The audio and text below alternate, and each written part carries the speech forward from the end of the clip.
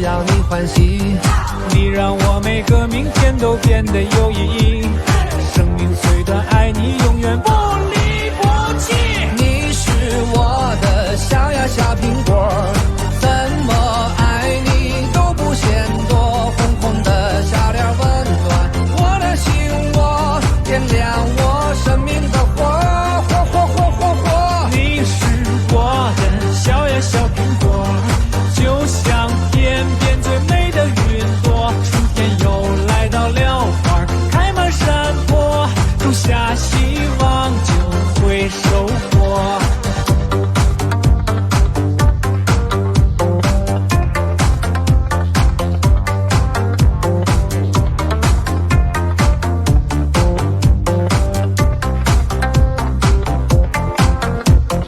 从不觉得你讨厌，你的一切都喜欢，有你的每天都新鲜。有你阳光更灿烂，有你黑夜不黑暗。你是白云，我是蓝天。 Excellent mix. 春天和你漫步在盛开的花丛间，夏天夜晚陪你一起看星星眨眼，秋天黄昏与你徜徉在金色麦田，冬天雪花飞舞有你更加温暖。你是我的小呀小苹果，怎么爱你都不嫌多。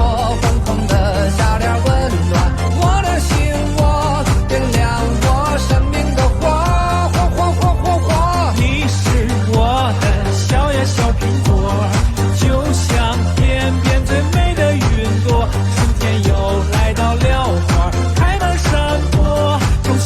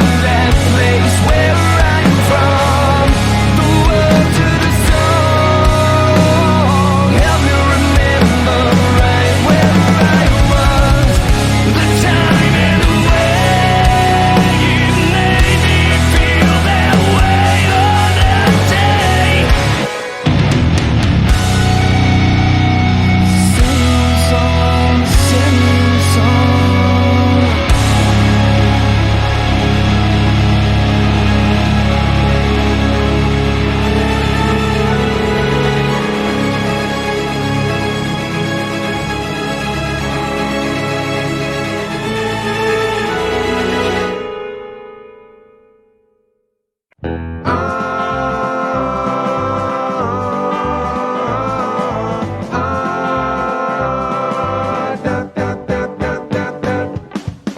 neighbors ask me why I'm limping down the way, and who that fella was who came by yesterday.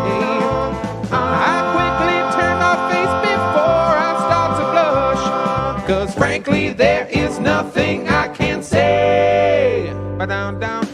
I've always had a thing for pushing the extremes, and I just got a thing you won't find in the magazines. This molded silicone has got me begging, please give me more of what I really need, 'cause there is no cock like horse cock. Send your asshole into shock. You need horse cock, of course cock. Grab the lube and slam the day away. My shaft is quivering and my balls are turning blue as I think of drinking in a foot or even two of my favorite stallion that I keep in my top drawer. Slip it in and I'll be dripping goo as I take more cock, horse cock. Shut the door and turn the lock. Is your cock a horse cock? You will never hear me saying nay, 'cause there is no cock like horse cock. Rub my dick inside a sock. Don't stop now, horse cock. Stretch out my insides and make me bray. My lovely horse cock, horse cock. Shoop de doop dap dap dap down da da horse cock, my horse cock. Yeah da da da da da da da da da da da da da da da da. Yeah da da da da da da da da. And there we go. Thought you were going to get out of here with just 2 songs, right? No, 3. Because we're catching up.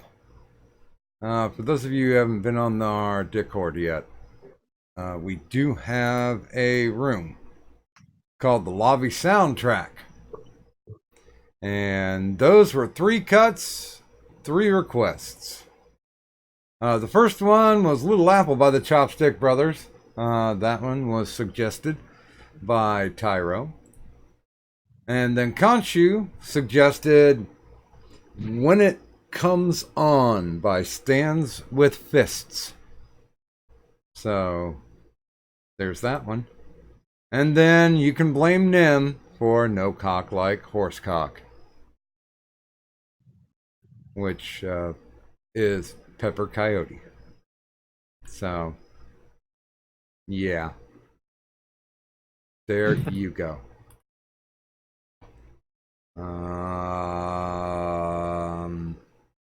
By the way, Doc. Yeah. So we don't forget which of the lobby soundtrack suggestions have been picked. We should react, like add a little reaction to them. I was just going to delete them. Way. I mean, you could do that too, but we might then forget which ones have already been suggested then. But I'll remember, because I've been traumatized by all 3 of these songs. Oh, Little Apple's not that bad. It's a poppy catch tune, a catchy pop tune. It's a comedy. It's Little Apple was the Gangnam Style of China a few years ago, because it's a comedy song. But it was a mega hit. We haven't done our host co-host thing yet. Oh, sorry. I'll shut up now. Good God. I don't know. I haven't been part of the show since the very start. I always wondered why you didn't have people on at the very beginning. Like, all right. That's because we figure out what the hell we've been doing today. But I mean, I wouldn't say most of the day, but we've had shared.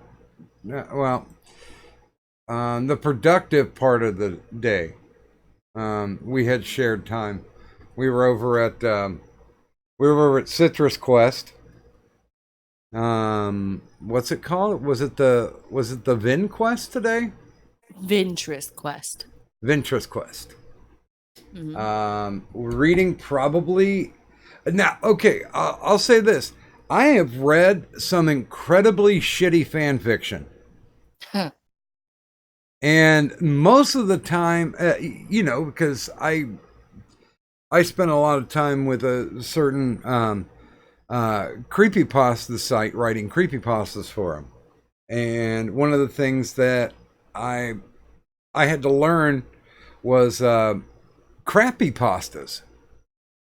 And this fan fiction is crappy, just really bad. In case you have any want or whim, it is a fanfic called My Immortal. Now, I'll be honest, I'm usually used to, when it comes to translating over to English, I'm used to being forgiving if there's, grammatical errors or the occasional spelling error. Every fucking sentence had a spelling error on it. Yeah, My Immortal. Oh man, that thing's infamous. I'll give you more of a rundown later. Tyro, damn it. But it's bad. It is bad. And here's the thing. There's 44 chapters. We got through 18 of them today. Tomorrow, we're going to finish it off. So, if you don't know about Citrus Quest, look up Citrus Quest or look up Ichabod Orange. You'll find one of the two. We're going to go over there, and we've been tag teaming so far. Somebody reads a few chapters. Now, the chapters aren't really long. The whole thing was like 14 pages total. But there are 44 chapters in 14 pages. So, if you ever want to hear... Kadan, what would your descriptor be of the person who wrote this? So, those of you may remember, I have introduced some horrendous fan fiction on this stream before. The one about Optimus Prime and Princess Leia, Love Beyond Circuits, Love Beyond Flesh. But that one was fucking funny. The writer of that, it's satirical. Like, the way that he wrote that, it felt like a lot of the mix-ups were meant to be mix-ups, and he just said, fuck it, like I'm leaving it as is. This devolved into retardation of the highest order, and even the extra chromosome people would be offended that I said whoever wrote My Immortal is on the same level of retardation. They're probably more like, no, we know how to write better than that. Yes, you do. Like, every chapter starts with an author's note. And the author's note is, you people stop flaming me, stop fucking... Okay, this is probably about 10 years old. So, bear with the old terms. It's just not my boomer self bringing it up. But she literally tells people, stop flaming her. And she had somebody helping her write it. But all around chapter 16 or something, this person basically just said fuck off and left. So in the subsequent chapters, she spends time saying fuck you to this person.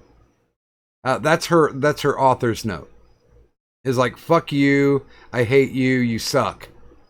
To this person. And I can't help to think that this is not a troll. Because this was 10 years ago. I'm thinking that this was somebody who thought they were an edgy goth teen that decided to write it. And it's funny because it's basically Harry Potter fanfic, but like every fucking chapter, she mentions My Chemical Romance and Good Charlotte. And like out of the 18 chapters we read, I think they ended up going to a My Chemical Romance concert like 4 or 5 times. Not the same one. Although she does become redundant in many things. The only thing that she's really good at, and this is why I think it's a 12-year-old edgy goth teen, is that the only thing she can do well is describe what she's wearing, because I'm thinking she's just looking at what she's wearing or looking at her closet and just writing it down. No, I would say it's more along the lines of she's looking at Hot Topic magazine and fantasizing about what it is she wants to wear and what she thinks goth people are supposed to wear, because that's what the edgelords do. Yeah, because it's and if you're an edgelord, apparently, a decade ago, there's only 1 or 2 colors to choose from: red or black. Oh, but I mean, she has pancake makeup on, so her face is as white as possible because she's a vampire and a wizard. I am not shitting you. What is it? So tomorrow, 8 p.m. Eastern Standard, 5 p.m. Pacific, we're going to finish this bad boy. And we are going to do it up in style. Actually, that's sad. A Bible Ninja's actually read this. A lot of people have. This was shared out around quite a lot, mostly because of how bad it is. Well, yeah, at least, when they did the Jar Jar strap-on with the one that we read, I was okay with it because I was like, okay, I get it. It's a sense of humor. This, I can't help but think it's authentic.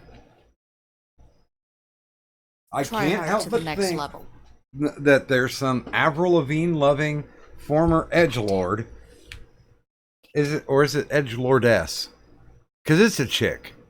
No, it doesn't matter. Edgelord works. No, okay. Edgelord is gender neutral, people. Ah, okay. I'm with you. So yeah, we're gonna finish reading this fucking thing. We're gonna marathon it if we have to. There's a reason why we're doing this too, but I'm gonna leave that on the side of the road. So wait until you guys actually stop by. You'll hear the reason why this is actually being done, and it's being done for a good cause, for IRL trolling. I hope I've wet your whistle on that one. Hey, Kadan. Yes, Doc. What do you say? We say good mornings. Yes, especially because I would very much like to continue raging with Tyro over my immortal, which I know I'm sure he's read it too. Like, pretty much, if you were a fan fiction person, you probably read this. Oh yeah. I know I did. Yeah, Dear gods, like when I wrote my fan fiction and I compared it to this, I was just like, damn, I'm good. Like, whew. See, I never did. I never did fan fiction. I mean, I've had people give me suggestions and shit, like topics or here's a character, but I've never actually done a real fan fiction. So yeah, let's do some good mornings, and then you can rage against the machine. Yeah. Good morning, Ghost Dog. Good morning, Buzz of the Hive. Good morning, Sir Adamantine. Good morning, Medicare Fembon. Good morning, Grant Sanford, and that's a very colorful daily reminder. Good God. Good morning, Turish. Good morning, Wikipedia Snippet. Good morning, Bearman Prophecy. Good morning, Evil Dead Ed 666. Good morning, Eric Folmes. Good morning, Best Remy. Scrolling. Eric Holmes? Yeah, I said that one. Okay, just checking. God damn it, Tyro. Good morning, Viable Ninja. Good morning, Wikipedia snippet. And good morning, Bunny, me lovely. Good morning, Khonshu. Hey, you missed. I played one of your songs. Not my fault. Go back. The music is reversible. Time is not. Go back. And that's everybody. I'm not even going to dare you to do this one, Kadant.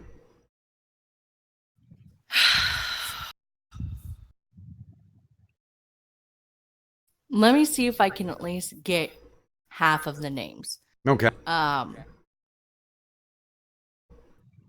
Ghost Dog, Buzz of the Hive, Addy, Medicare Finbot, Wiki Snippy, Eric Folmes, Evil Deadhead 666, Viable Ninja. Oh shit! No, I'm already missing somebody. I've already fucked up. It's okay. It's all right. You're fine, Cat. Just do it. Do the thing. Come on, you stupid bitch. Shit! And I lost my. Conchu Bunny. I know those were at the end, the tail end. I know I'm. Hold on.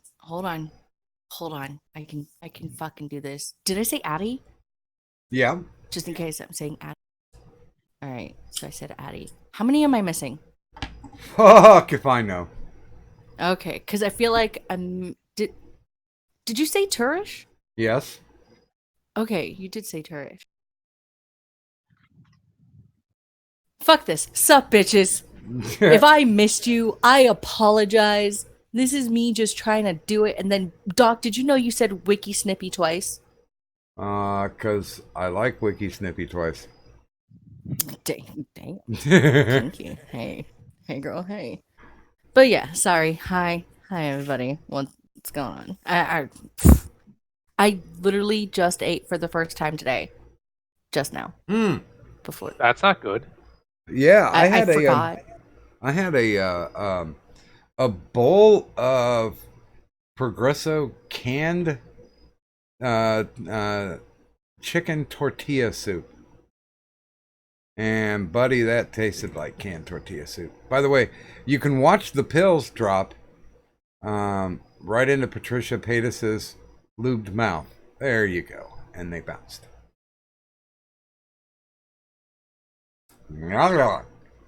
By the way, welcome to the stream, Tyro.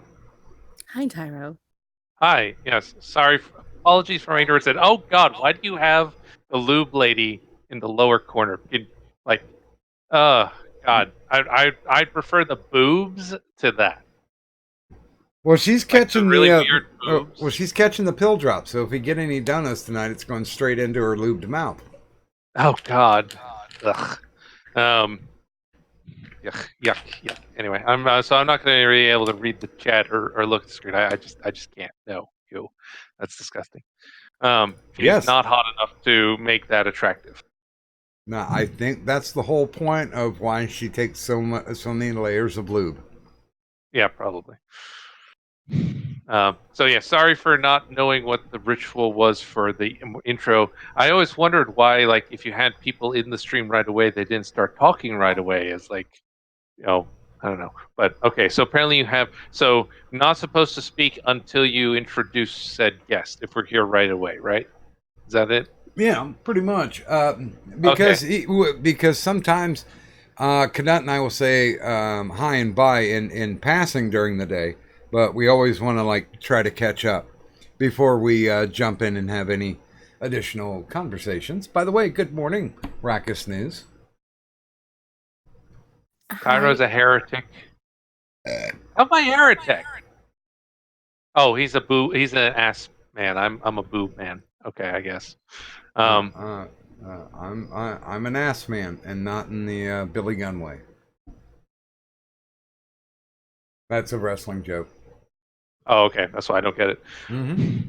That's wrestling is to me what anime is to you, Doc. I'm familiar. It's so funny. I'm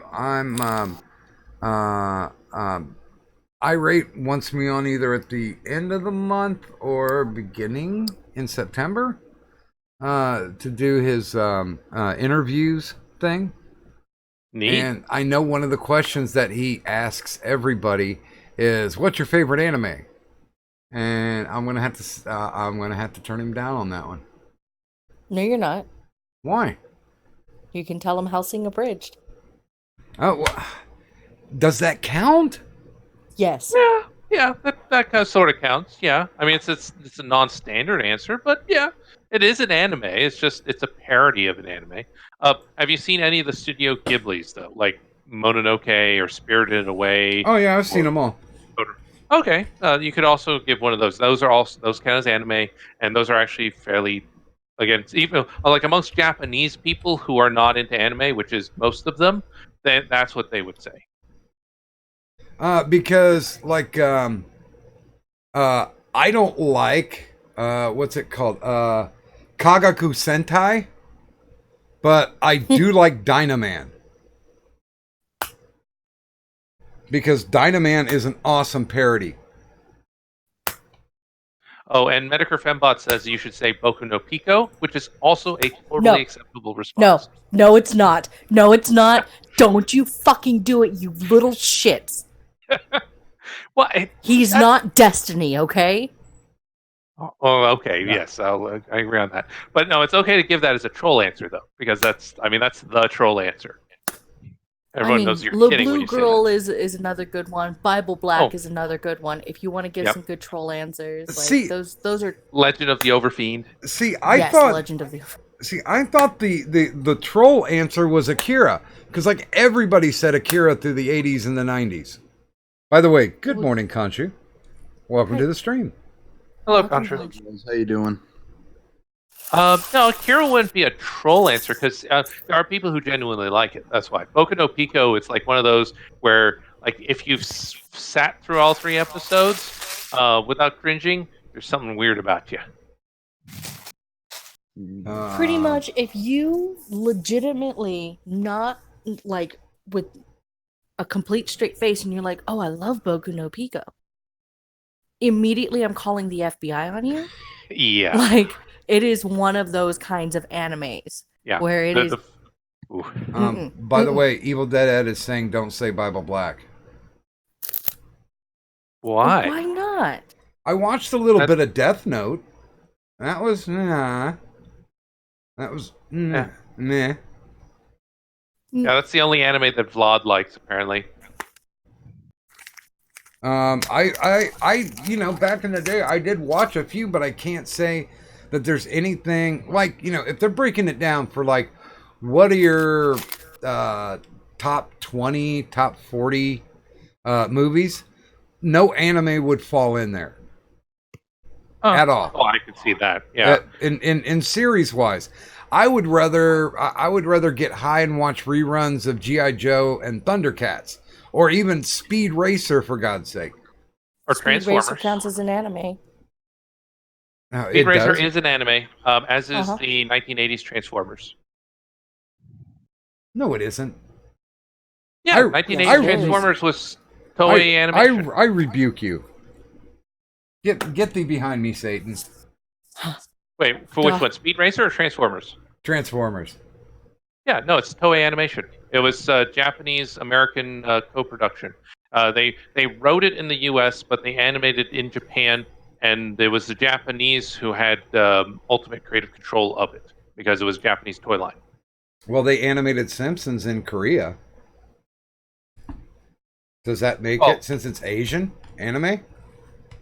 Well, Transformers is regarded as anime because it also has Japanese-only series, and the Japanese it's done in a Japanese style too. I'm going to have to design stuff. I'm going to have to say that's probably regarded by people as anime who have not had a lot of sex. By the way, good morning, Gio. Hi, Gio. Grant Sanford. You had said Grant Sanford. Yes, I had. Ha. Did you best Remy, right? I was going to say I'm not going to read it, but you can scroll back and read Grant Sanford's daily reminder. What's his daily reminder? I can't. Do you really want me to say it? Yes. Oh fuck. Let's hope that enough people have been talking to where the daily reminder is gone. But Is it about whiskey and milk? no, it said just, and this is quoting, not paraphrasing. Just a daily reminder: Antoine is a fat faggot, and his girlfriend is a fat cunt, and he has no balls. So there's your Grant Sanford daily reminder. I told you. Okay. Okay. Moving on. Does it need to be daily? I don't know. Seems. Now we do need daily reminders that Sophane's a piece of shit, but he kind of takes care of that on his own. Let's be fair. See, I don't interact with poisoning the well that much. Their life stuff kind of gets out of hand because of how wasted they end up getting, and they really haven't done a lot of video. I mean, streaming, yeah, but they really haven't done a lot of videos lately. I know that's a lot because of the fact that, YouTube is pushing everybody towards streaming. So if they have like 1,000 people, then they know they're going to get a piece of that super chat money. And it doesn't make any difference because Google's been writing off YouTube for what? The past 5 years as a profit loss. So they're taking it as a business credit. So fuck them. That's one reason why, and you guys can test my mettle on this. 5 years from now, when I hit 1,000 subs, I will not. I have the availability to monetize right now because of my watch hours. I haven't done it. I won't do it. And when the super chats come around, I'm not going to do those either. Fuck them. I'm going to give YouTube as little amount of money as attention that they've been actually giving their content creators. They can suck it. Thank you. Not a bad move. So let's see. So to avoid talking about anime, because Addie is getting very, very worried about that, I do have 3 not anime topics that would be fun to talk about. One, you have He-Man. Wait. Before you go into those, I still need to rage about My Immortal. I'm sorry. Right, yeah, My Immortal. Actually, yeah, let's finish that topic. Yes. Like, after having read, like, not even reading all of it, just listening to it being read back, and, like, I read, I think, 3 chapters, quote-unquote chapters, I'm gonna say it. So my inner edgelord, that I used to be back in high school in like 2000, the early 2000s, was raging against all of this, every last bit of it. And after reading that, I now realize why Twilight became popular. Because, dear gods, if the retardation in that was considered like, oh my god, this is what's so cool and so dark and so edgy, I want to punch people. I want to punch people so bad. Not as much as I did earlier. It's probably because, like, I finally ate. But, like, yeah, it was a thing. It was not a thing. It is a thing. It's a thing. I wish it didn't exist. Can we please, like, I'm going to tell Ichabod, like, he has to allow some sort of ear bleach, and we're gonna read some Comics Nicks, like, fan fiction. Not specifically Love Beyond Circuits, Love Beyond Flesh, because, like, you know, we've already done that. But, like, there's other horrible ones that Comics Nicks has done that would be far more entertaining and cognizant. You know, like, I'm sure I could hunt down my old fan fiction.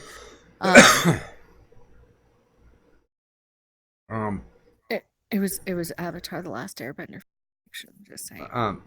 By the way, when you're done, do we want to do the gimmick shilling? Oh yeah. Oh, I already did. I'm done. I'm done. Are you sure? Are you sure? Yeah. Because I needed to breathe. I needed to let it out. I tried to read the first page, which just had the first 2 chapters on it. And the first 2 chapters last about maybe a half a page at the most. And I'm just like, oh fuck, there are 44 chapters of this. And I mean, okay, when you're writing something, you don't want to really forget what the plot is. You don't want to forget what your characters have already done. And this does not seem to be a concern of this writer.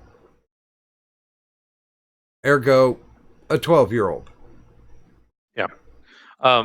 So on My Immortal, so I'm familiar with it. Yeah, I've read it. I've also sat through multiple live performances of it at various conventions. It's a popular one to perform live by anyone in the creepypasta circuit or just bad fanfic reading. I haven't read it aloud at a con myself. There is video of me reading bad fanfic out there on the web many years ago under another alias. Not going to say which ones because then I dox myself literally. But now, My Immortal, we do know the story behind it. 2 years ago, the actual author for it was identified and did come forward. The My Immortal is confirmed as a parody. It was intentionally bad. You know what? That's what Tommy Wiseau said about The Room. And I don't believe him. Okay. Well, the author for it, we know her real name. Turns out she's an actual writer too. She's an actual writer, and the stuff she actually writes is not My Immortal bad. But her name is Christo. I'm trying to find what was her full name. Dang it. Listen, I don't care about her full name. I still want to punch her in her fucking face because all right. I've read bad fan fictions that were satirical, that were parodies, that were they're not serious in any way, shape, or form. They're supposed to be funny, and it's supposed to do that thing. This felt like it tried too hard, and it devolved as it went forth more. If it had been like consistently bad, it like where it was obviously like the same kind of. It didn't feel like 2 different writers or 3 different writers, just one of them going like more retarded as it went down, then sure. But I think she's claiming it was satirical or that it was a parody to hide her shame of how bad it really was and how bad it became. Like, it's once again, I bring up the whole Tommy Wiseau parallel. Because when The Room first came out, he was like, he was promoting it as a drama. And then when more and more people started shitting on him, he's like, no, it's a dark comedy. Yeah, fucking wrong. You made a bad movie and you're making the best of it because it's so bad it's gone into cult status. It's worse than Plan 9 from Outer Space. Okay. Well, the author of My Immortal, Christo, is a published author with Macmillan now. She has a book called Under the Same Stars. And we know that she is tarot because Macmillan itself verified it. Apparently, there was some kind of kerfluffle about the identity of the author because someone thought there was something published that apparently plagiarized My Immortal, and so they had to establish who the real author was. So that's how it came about. But she is a published author. She's an actual writer, and according to her, it was an intentionally bad fanfic. So it's since been removed from the list of of serious bad fanfics. It's a troll fic. It's not regarded as a bad fanfic. It's regarded as a parody. So I believe now what's regarded as the worst fanfic ever is Christian Humber Reloaded. That is now regarded, and that gave My Immortal a run for its money. To be fair, I remember when Christian Humber Reloaded burst onto the scene back in the day. I actually know one of the guys who actually put it out there. He was the classmate of Christian Humber, and that one gave, because it's much much longer than My Immortal. Like My Immortal's, as you said, only 14 pages. It's not very long. Christian Humber Reloaded is hundreds of pages of long, rambling chapters of Well, every crossover imaginable. And oh my god. once Um, again, if it was a real writer, they would know when to break up, when to put the stick down, because the horse was fucking dead. Yeah. But I do want to go buy my concert tickets for Voldemort and the Death Dealers.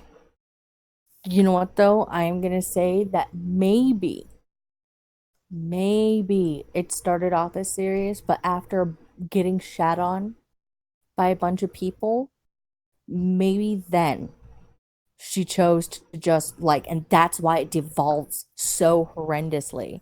I'll second Was that. like that's the only other explanation is like that's why chapters, I don't know, like fucking something to the last are just nothing but like pure shite, where you can tell like there's the try hard, Yeah. trying too hard to make it sound like the fucking But horseshit. Because the first few chapters of it seemed like it was attempting to be serious, because there weren't as many errors. There weren't, and there were a couple like misspellings and missteps here and there, but it wasn't nearly as bad as it became, and it Yeah. just devolved into this pile of crap. And that's the point where I'm just like, oh, okay, so you like that's why I'm thinking like, okay, you're trying to save your reputation from writing this shit by saying, oh no, it's all a joke. Can't you see how it's written? Yeah. Some of the chat are saying, "Oh, fanfics are terrible. All fanfics are bad." No.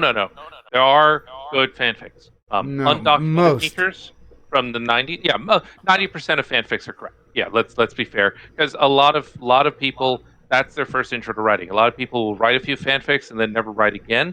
But you do also have some people where they start out with bad fanfics and then they practice the tropes. That's how they dust things off, and then they go on to become authors, like the writer of My Immortal did. She is now a published author through Macmillan. So she's That's- done more for the noveling than I God. have. So, geez, wow. Stop trying to justify it. You're Yeah, I know. killing me. But there By are. the way, I just want to say there are good fanfics out there. I do want to say good morning to Jeremy06. Good morning to Magog of Morscar. And good morning. Somebody new. Live stream news. Good morning. Have a wrench. And this would be. Go for it. Hi, Jeremy06. Hi, Magog of Morscar. And hi, new person, live something news? Live news? And don't sweat it, Magog, because he's a little nervous because SideQuest is premiering tomorrow with the new crew. It'll be great, Magogums. You'll be fine. You'll do fine. You guys will get your feet. You'll figure it out. I know we'll be watching it. So, speaking of wrenches, well, should we do the CW first, or should we do the belt first? We'll do the CW and transition into the belt. Okay. Because we do have a new person in the chat, and you notice you automatically got a wrench. Well, that's because here on the IRS, we are a wrench-nosed state. And we also like to capitalize on that, because we understand that not everybody in the chat is gonna like everybody else in the chat. And since we're capitalists, we're more than willing to take $5 from you. Go ahead and click the Streamlabs link. You can find that in the description below. Donate your $5 and make sure you write out the person's name that you despise the most, and we will take away their wrench for the evening. And then you can go ahead and beat that motherfucker over the head with your big, thick blue wrench as much as you want, unless they pay $5 and then they get their wrench back. And there you go. Paying that money, you get the chance to knock a couple of chunks off of the intergender champion. And we do have an intergender champion who's currently remaining anonymous. This does start this person's second day as the reigning intergender. Oh, wait a minute. Intergender champion of the world. And yes, that's the stream boss battle. But if you look to that nice little graphic up in the top right corner, if you get 5 shows under your belt, you join the Hall of the Immortals. If you actually manage to make it to the 10th day, many men have tried, many women have tried, and have not gotten to that 10th day. But if you can get to the 10th day, you become the GOAT, the greatest of all time. And hey, there's another new person. Ice Griffin. Kind of a misspelling of the word Griffin, but we'll let it pass. Have a wrench. Hi, Griffin. Bearman Prophecy apparently did the math and said for $125, you can silence the whole chat. That's very nice. And a Viable Ninja, I'm gonna have to disagree with you as far as an obvious parody goes, because the term flame was used 10 years ago. That was still the biggest terminology. Trolling was trolling still, but it didn't have as much visibility as Flame Wars did. Yeah, Flames from the 90s even. I mean, that's old. Yeah. Yeah.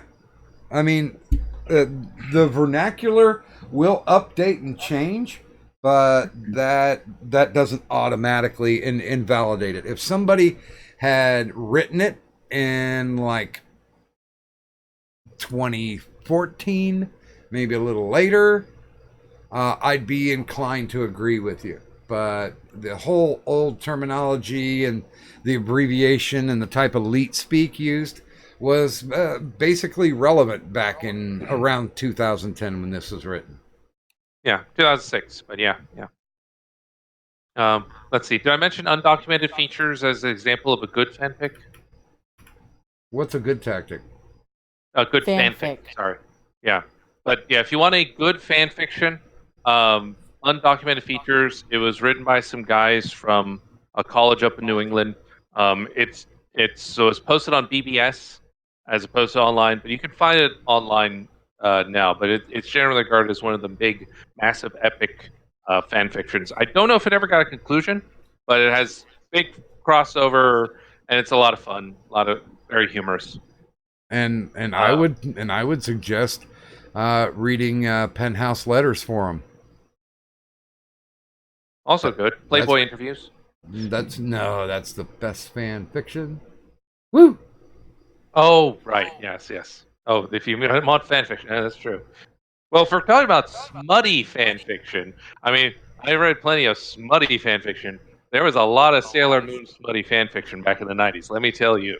The 90s is when I read most of my fanfics. Because back then, when you have a 56K modem or a 2400 baud modem, most of what you can download is text files. So I tended to download stories and stuff like that. Well, I mean, that's how it was. Took forever. I mean, that's how it was with BBSs. Yeah, exactly. And basically, you couldn't download anything. You'd screen. You'd basically just do a print. You'd do a print screen, and collect it that way. I remember kept fucking up with, and I know they brought it back, but it's just not the same.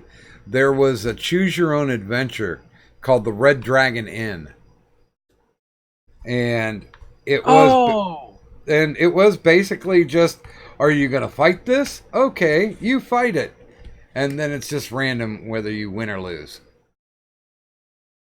But the shitty part about it was, usually if you weren't running a BBS, you were calling into a BBS, the most you got was about 2 hours because there was only a certain amount of people that could be on that BBS at any given time.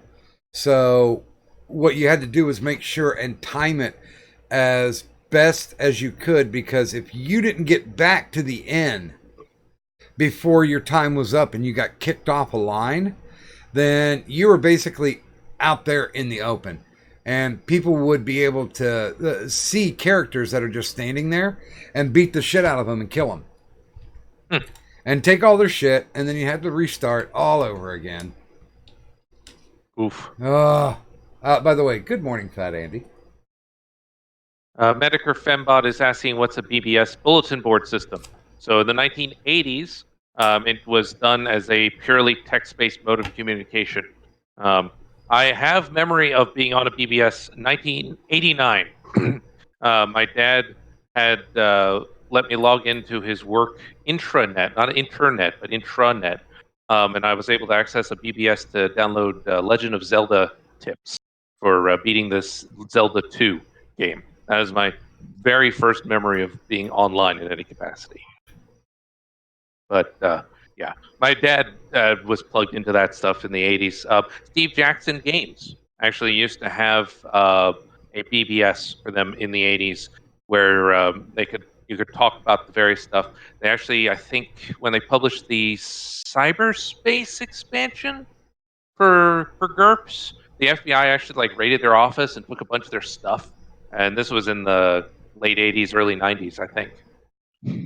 I'm pretty sure. No, technically there were no furries around when they were BBSs.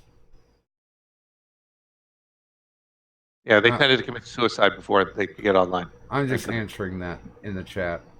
Yes. Maybe big baby diaper lovers were around somewhere, but they stayed hidden too. Addie is commenting, for fuck's sake. Addie, you do have the availability to come on the show. You can help to change the course of this ship. Yeah, just don't blame me for the topic. I am not the one who brought up this topic, Eddie. This is not the autism. Doc and Kadun picked this topic. I'm just going with it. I'm not derailing. I'm an old guy, so BBS is just a part of my life. Or it was. Yeah. And again, the first real computer that I ever had was an NCR 250 or 280. The one with the amber screen.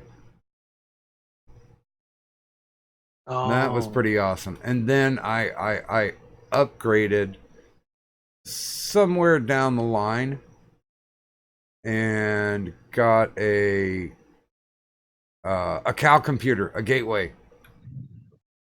I actually used that to reinstate my wrecked credit.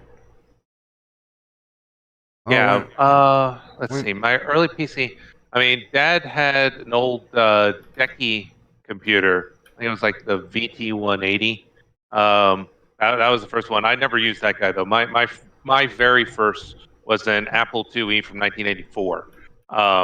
But in terms of PC, we had an IBM that Dad had on loan from work for a little bit, but then he ended up buying a DX4 100 megahertz.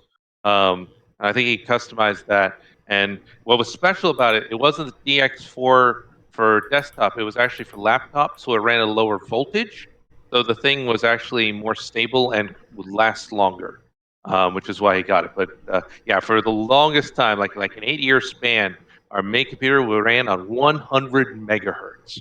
Then when I finally got to college, I got upgraded to a 733 megahertz system. This was right around the same time like the gigahertz machines were dropping, but couldn't afford that. And if you bought one of those, you weren't getting a lot else. Like basically your main thing was just to brag about I've got a 1 gigahertz. But yeah. By the way, I think this is important news.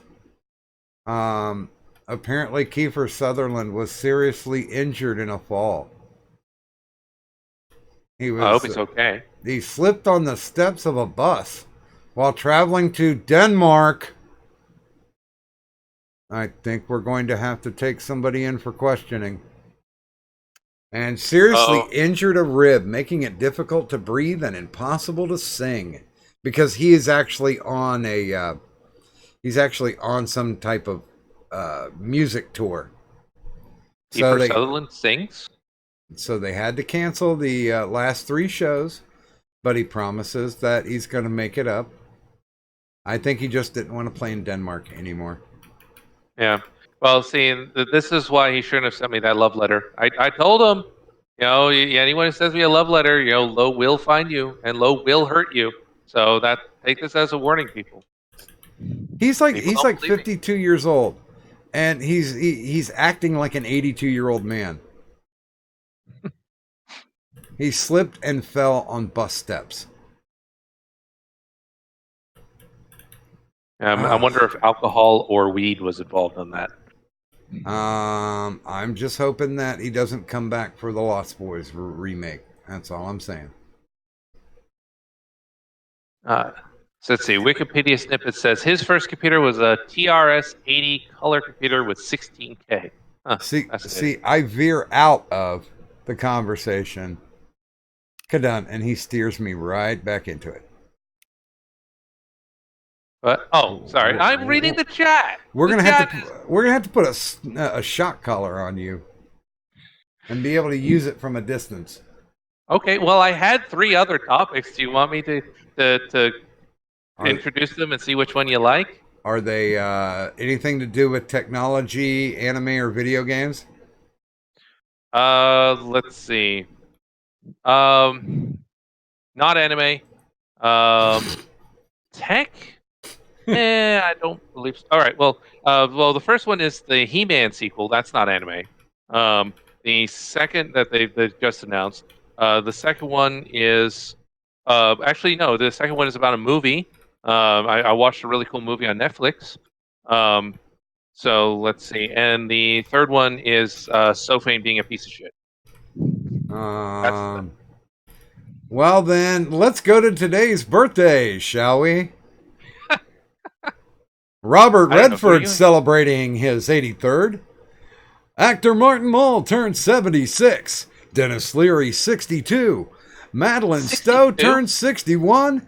And let's say a big happy birthday to one of the largest douchebags in Hollywood, Edward Norton, who turns a solid 5 decades. Oh, wait a minute. Who's that? I don't know who that is. Adam Sandberg turns 41. I'm not gonna say I hope he doesn't see a 42, but I hope he stops doing what he's doing right now. Who the hell's Parker McKenna Posey? Parker McKenna Posey? What? I don't know. She's Asian and has bad fashion choices. Here, let's do our first no context tweet for the evening. She's 24, apparently. She's wearing pink triangle sunglasses and what looks like a bunny ranch outfit. My wife and kids? Okay. I have no fucking clue who she is. Yeah, me neither. I have no idea who this person is. I'm gonna peel the fuck out. You're allowed to not know who actors are that are younger than you. I think that's the rule. Would you like to do some type of shilling before you haul out, Khonshu? I'll just link everything that I have in the chat. That sounds like a plan. Because guess what I got after tomorrow? I got the first day of my fucking senior year coming up. Well, there you go. So basically, I'm saying I'm going to go get in some trouble before I get penalized by the law. That'll work. Teenagers get away with fucking everything. Yeah, but when you're on the upper end of the teenager thing, sometimes the police won't release you on your own recognizance. I'm just saying, I heard things. Yeah, well, I'm going to go get some sleep before I get this stupid fucking party going, so I'll talk to y'all later. All right, have a good one, Khonshu. Thanks for stopping by. Did anybody keep up because I honestly tried not to. With the Portland bullshit that's going on. Yes, that actually ties into why Sophane is a piece of shit. Okay. Go for it. Okay, so the good news is in Portland there wasn't widespread violence. There were violent incidents here and there, but it's not nowhere near as bad as some encounters have been. So that's the good news. That's good news. Yeah, but there were because Antifa couldn't be even a little bit rapey because they wouldn't know what to do with pussy if they found it. True. Yeah, given their well, no, they can't. Well, they don't know what to do with pussy because they are them. I don't know. I'm trying to turn that around to a good joke, but let's see. So we do have a few. There were some violence incidents, though, of note. So, for example, some of the people were trying to leave on a bus. There were like two buses. One of the funny ones is that one of the Antifa members attacked a short bus that was being used to and lost. Like they were trying to like bang on the door, and they like grabbed onto the bus, and the bus pulled forward, and they like tripped and fell. So it's like Antifa 0, bus 1. So that was amusing. There was one of the bigger ones though to come out is, and one of the buses, Antifa was trying to open the door and pull people out onto the street so they can beat them to death. And so one of the guys, fortunately though, he had a hammer on him. He was using the hammer to like beat the Antifa guy to get him off, to be like, "Hey, stop trying to grab us." Then one of the Antifa people grabbed the hammer. Unfortunately, was able to disarm him and started turning around and started beating the guy with his own hammer. Eventually threw it. And the controversy from that is apparently Andy No tweeted about this. He posted the video showing Antifa using the hammer on the guy. And in an earlier tweet, he acknowledges, this hammer is from one of the guys in the bus. He got disarmed and it was being used against him. But for some reason, you have a whole bunch of Antifa shills, including Sophane, saying, "Oh, where did the hammer come from? Where did the hammer come from? You didn't tell us where the hammer come from. You're making it look like Antifa had the hammer. It was the guy on the bus." Well, and completely ignoring the fact that, like, just before he tweeted where the hammer came from. So it was basically just a bunch of disingenuous cunts who don't know how to read, accusing No of being, "Oh, he's lying to you." No, he wasn't. He posted about it. You just don't know how to read Twitter, you morons. So that was like the most notable thing, is where the hammer come from is now a meme.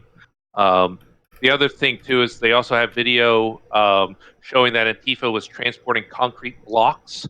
Apparently, they took large chunks of concrete. They had them in briefcases, and they would take him to the place protest circles and would distribute them to throw. So they brought rocks and stuff to throw with them to the protests. So inciting violence, usual Antifa shit. I mean, these guys are domestic terrorists. They are horrible people. All their supporters are garbage humans, including Sophane. A lot of people, like Sophane in particular, like he tries to minimize what Antifa does. Like he doesn't want to acknowledge this Antifa or the bad guys. So if you bring up anything bad Antifa does, it's like, "Well, no, I don't think that. No, they just did this." Like, well, no, you're wrong. You're wrong, and it's because you're stupid. And that's what Antifa banks on, because you're an idiot. So I don't lump Sophane in with the malicious supporters of Antifa. He's just a stupid supporter of Antifa. But you did say that all supporters of Antifa are scumbags.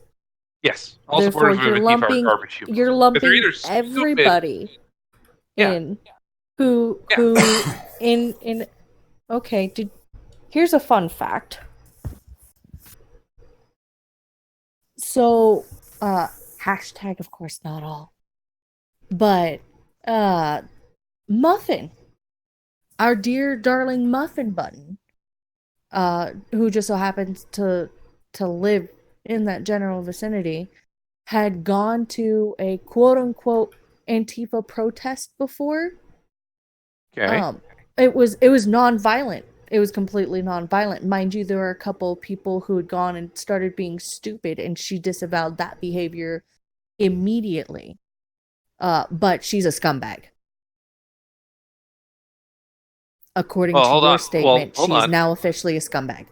Hold on. She supports Antifa, or is it just that she happened to be lucky and not have a bad experience? She Or supports. she go out of She supports curiosity? what Antifa was originally supposed to be, not what, not the bunch of fucking tardos that actually get media airtime. Not those people. Okay. Well, all right. Sorry, I should clarify then. When I say Antifa, I do mean the Tardos who are dominate and lead the current version of Antifa. Yes. That the media likes to record, yeah, because Yeah. that's what gets people's attention. And that That's is what incites Antifa now. people Like into watching. And that is the 'Cause- official face of Antifa. Let's be clear. It's Wow. the crazies Because are like the ones in the charge. media doesn't record peaceful protests. They don't record stuff like that. Media never records anything like that. They'll never put their cameras on anything like that because it's not going to get them views, and that's all they're about because views equal money. Well, yeah, it's only the extremists who get the coverage, because of course, dirty laundry. Don Henley back in the day. People love when crap is king. Give us dirty laundry. That's all they want. They want to sensationalize it, and then spend the time lumping everybody into that one category, because apparently journalists don't like to think that much anymore, so they just want to lump them all into a generic category. Yeah. Well, Now, it's why you'll sorry. I was gonna say it's why you'll see a bunch of fucking various different channels when there's a car chase going on. Oh boy, yeah, the media's on that shit right away. But if you have somebody doing like something that's really like there was a cop who would go to a fucking who was hugging one of the not the victims but the family members of a victim of a gang shooting. And the media didn't cover that. They didn't cover that aspect. They just covered the violent part because the violence is what that's what people get into. Okay. People love the fucking violence. They don't care about the good. They never care about the fucking good. All they fucking do, and this is why I hate news coverage, period. Because they're never gonna show all sides of it. Never. They're only gonna show what they need that they think will build their narrative. What they need that they think will build their views. They only show the horrendous things that are happening. And of course, only the horrendous things that their fucking financial backers are like, no. Cover this. Don't cover the fact that there are some kids who may have found a fucking cure for a type of brain cancer. Don't cover that. Don't cover those people. Cover the people that are getting, shot. Well, let's just roll it back to about a year ago. In Charlottesville, most of the people who were there were locals, and there were two sides to it. One that said we need to preserve our heritage. One of those finding, the base of the statue of Ozymandias. Look upon my works, ye mighty, and fear. Where it's like, okay, Robert E. Lee was a good man who did something that's considered wrong, but he had every good intention. So don't tear the statue down. Then there was the other side that said, no, he was a racist, blah, blah, blah, this and that. You need to tear the statue down. But what did the press focus on? The press focused on the extremists who showed up. Those interlopers who came in. The far right people as well as the far left people. Yep. And that's why when Trump says there were fine people on both sides, but not the white supremacists, that's why the media to this day says, oh, he was endorsing white supremacists. No, he wasn't. He specifically said he wasn't.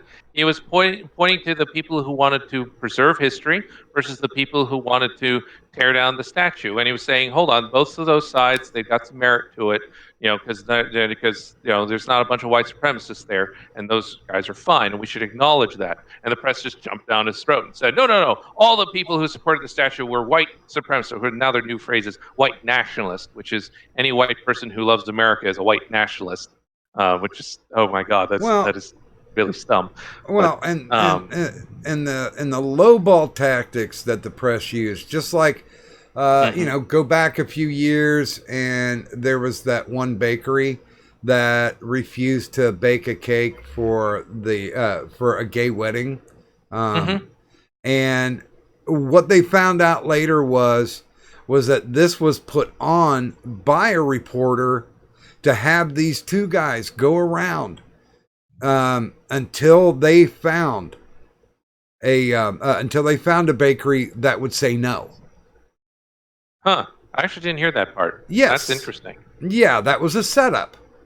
But Huh. nobody bothered. Nobody bothered to dig a little deeper and find out that somebody was essentially trying to get to a point where they could write the story that they wanted to write. And at that point, you cease to become a reporter.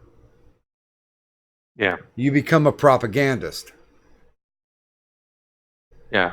No, I agree. Now, Kadan, I do have a question. So, in addition to the violent part of Antifa, so my main condemnation of Antifa is the violent part, because there are a bunch of wackadoodles on there, and there are more of them, and they're the ones who seem to be exerting the control over that group. Now, I am aware of the nonviolent side, but my other problem with Antifa is also the fact that they're communists. Communists are bad.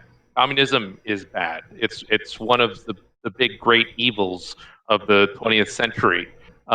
Did Muffin go to the Antifa rally to support communism as a quote unquote solution? No. I don't know. No. All right. So when and this is me too. Then again, I am your residential liberal hippie douche. When I first heard about Antifa, I was all for it because it is supposed to be anti-fascism. Oh yeah, and I don't like and, that. And I'm just like, no, yeah, I'm down. Like, why not? Why not have some people who are out there who are like trying to be like, no, can you not understand? Like, we're against fascism and these fascist moves and blah blah blah blah blah. It's one of the reasons why I fucking hate Hillary. I mean, she's amazing. She's brave and stunning, and I'm not suicidal. Anyway, same here. But no, So that's what me and Muffin would stand behind them for, was what they were initially supposed to be standing for, which is anti-fascism, not necessarily the anarchy or the communistic aspects that they turned into. It's just like when I say, I'm actually kind of a feminist. I'm not a feminazi. I'm not one of the third-wave feminists.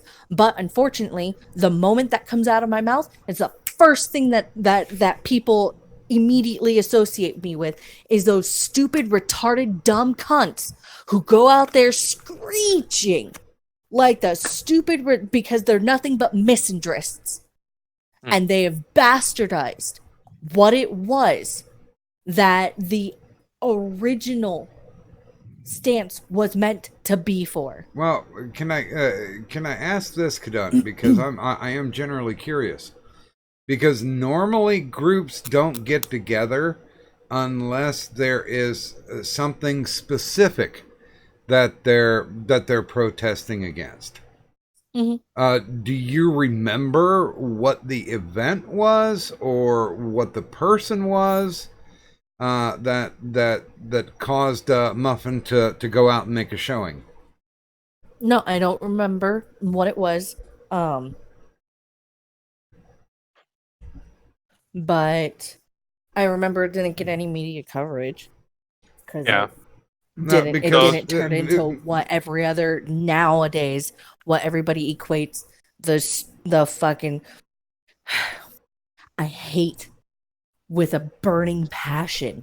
I fucking hate those people who turn shit that isn't meant to be this gross poisonous stuff. It is actually meant to be something, good.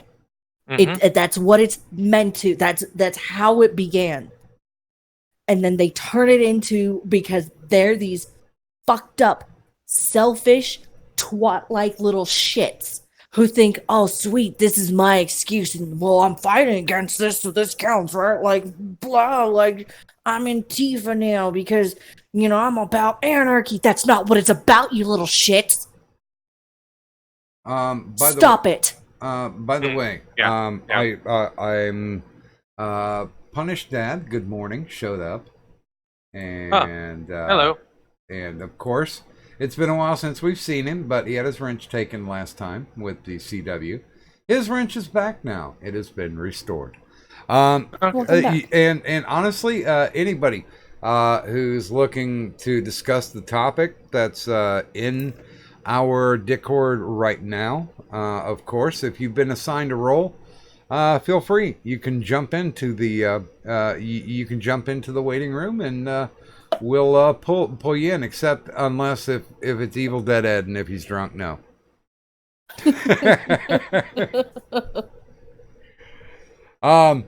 But yeah, it's people have always co-opted something that sounded like something good. Yeah. That sounded like, for lack of a better term, a noble purpose. I mean, for God's sakes, in the early 30s, Hitler was doing his like beer hall push about how they got fucked over when they had to sign the Treaty of Versailles. That it destroyed their economy, and he was trying to make his platform about the economy. Now, of course, that platform got perverted and fucked very quickly. But there are a ton of other examples of where somebody started something good, like the early Black Panthers. When they started off as a neighborhood community outreach program. And they were helping everybody around them. Everybody in their neighborhoods. They were lending a hand. Just like how, kind of modern day churches now do with their local neighborhood communities. And then more militant people got in, weaseled their way up to positions of power, and then violence started happening. Yep, that is usually how the takeover happens. Yeah, I do want to point out a Bible Ninja. It is saying that since the 50s, Antifa has largely been a communist ploy because they use the language of anti-fascism to basically hide and disguise themselves. It's like, oh, we just oppose the police state. So they dress up communism as something reasonable, as something anti-establishment, as something to fight the power or fight the man or fight for the little guy. But it's a gateway into communism and then to the violent stuff. Well, so Antifa for a while was playing safe. Now they're burying their fangs, but they were there all along. Well, they just were hiding it. Well, I'm trying to remember. There was an event that happened in the past week. It happened recently. It was an open event. It was done at a park, and I think Proud Boys were there. Some of the rightists were there for something. I think it was their event, and the police responded with, okay, you can come into the park, but no weapons, no masks. You were not allowed on either side. You were not allowed to wear a mask. You're not allowed to stretch over a bandana or a fucking riot helmet or anything like that. And Antifa walked away from it. They did not bother to even protest. Yep. They have to have their masks. They are very dependent on group anonymity. Because, and the other thing too is the reason Antifa has such a virulent hatred of debate or discussion, the reason why they shut that down is because they know that if they talk to the other side, there's a risk that their control over the people in that group are going to lessen, because those people are going to think and they may realize that, maybe we're wrong. One thing Miss Steam told me about it because she got pulled into a little bit of this sort of organization, and her discussion of it was really enlightening to me.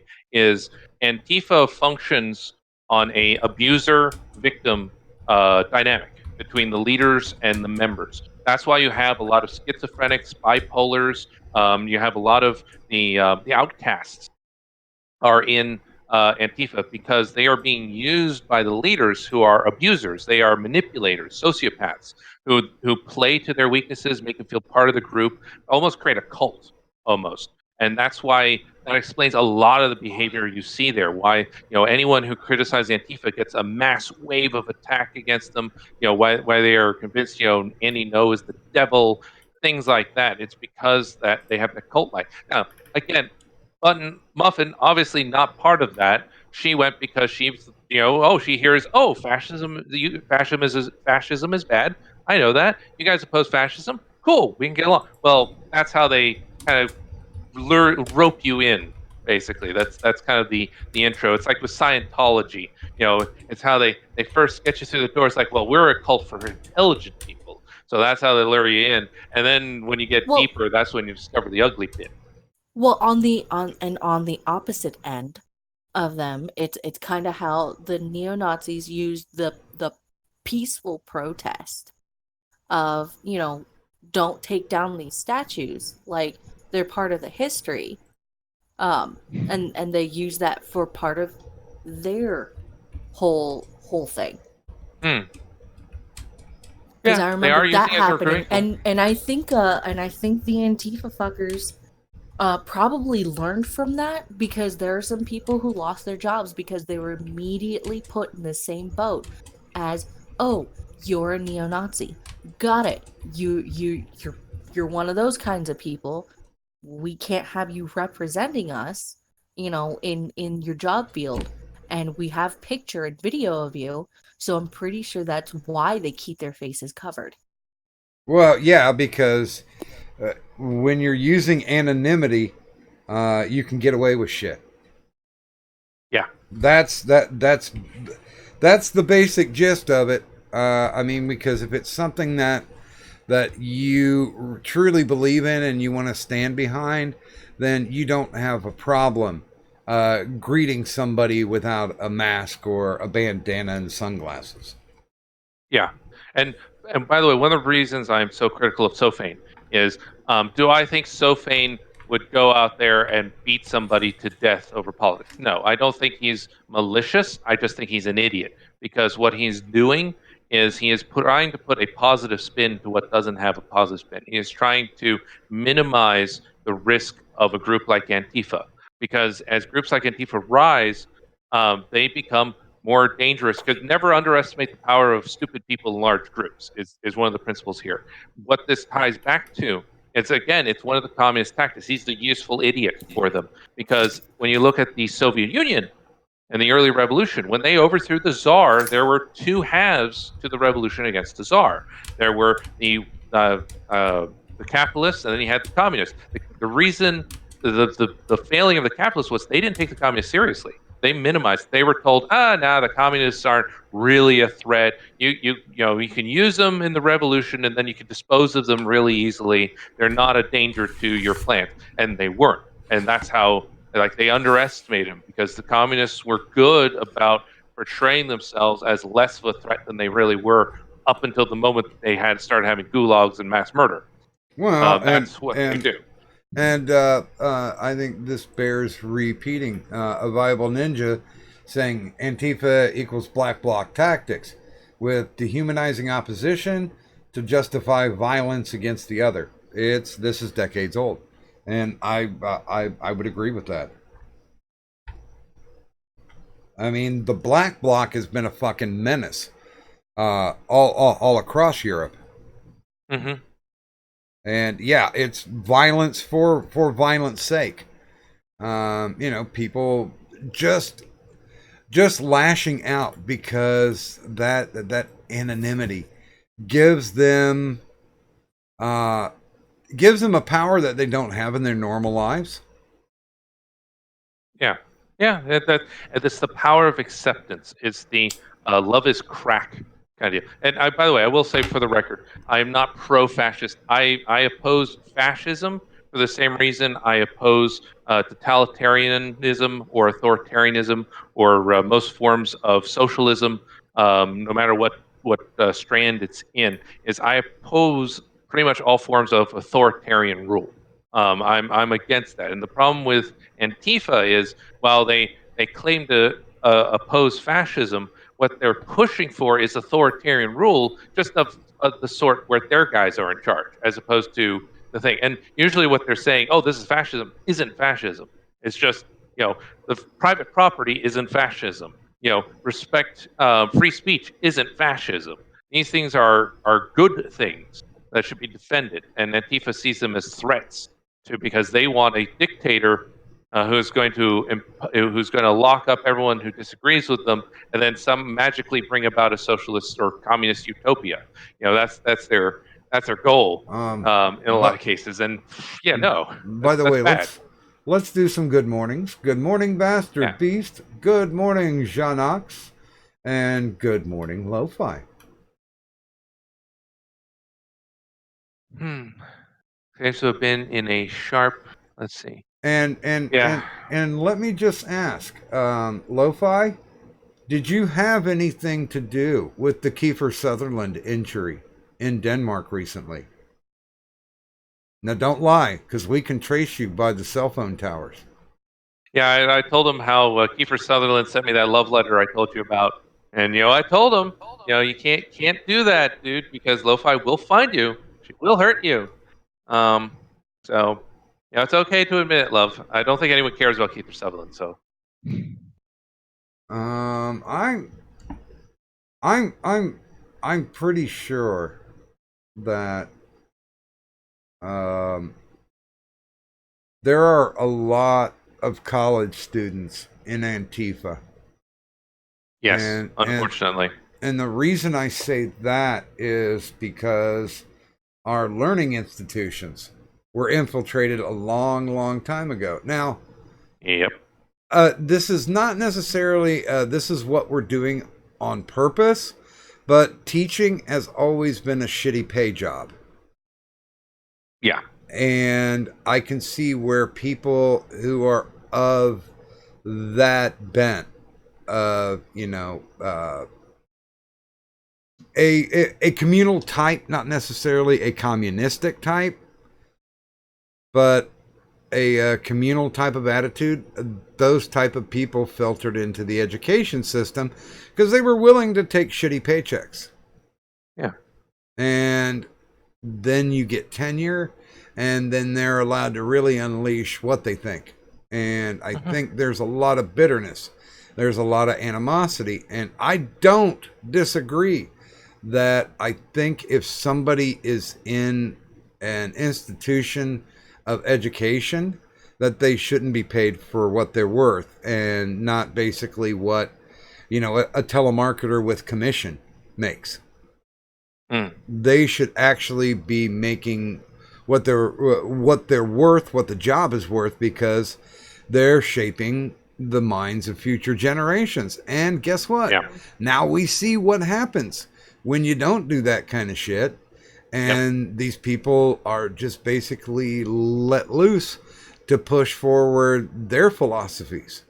And, our society, I don't know if there's going to be a bounce back. I would be completely for the fact of privatizing public education. Yeah, same here. Because then I think you would get results. Because then they'd have to serve the customer.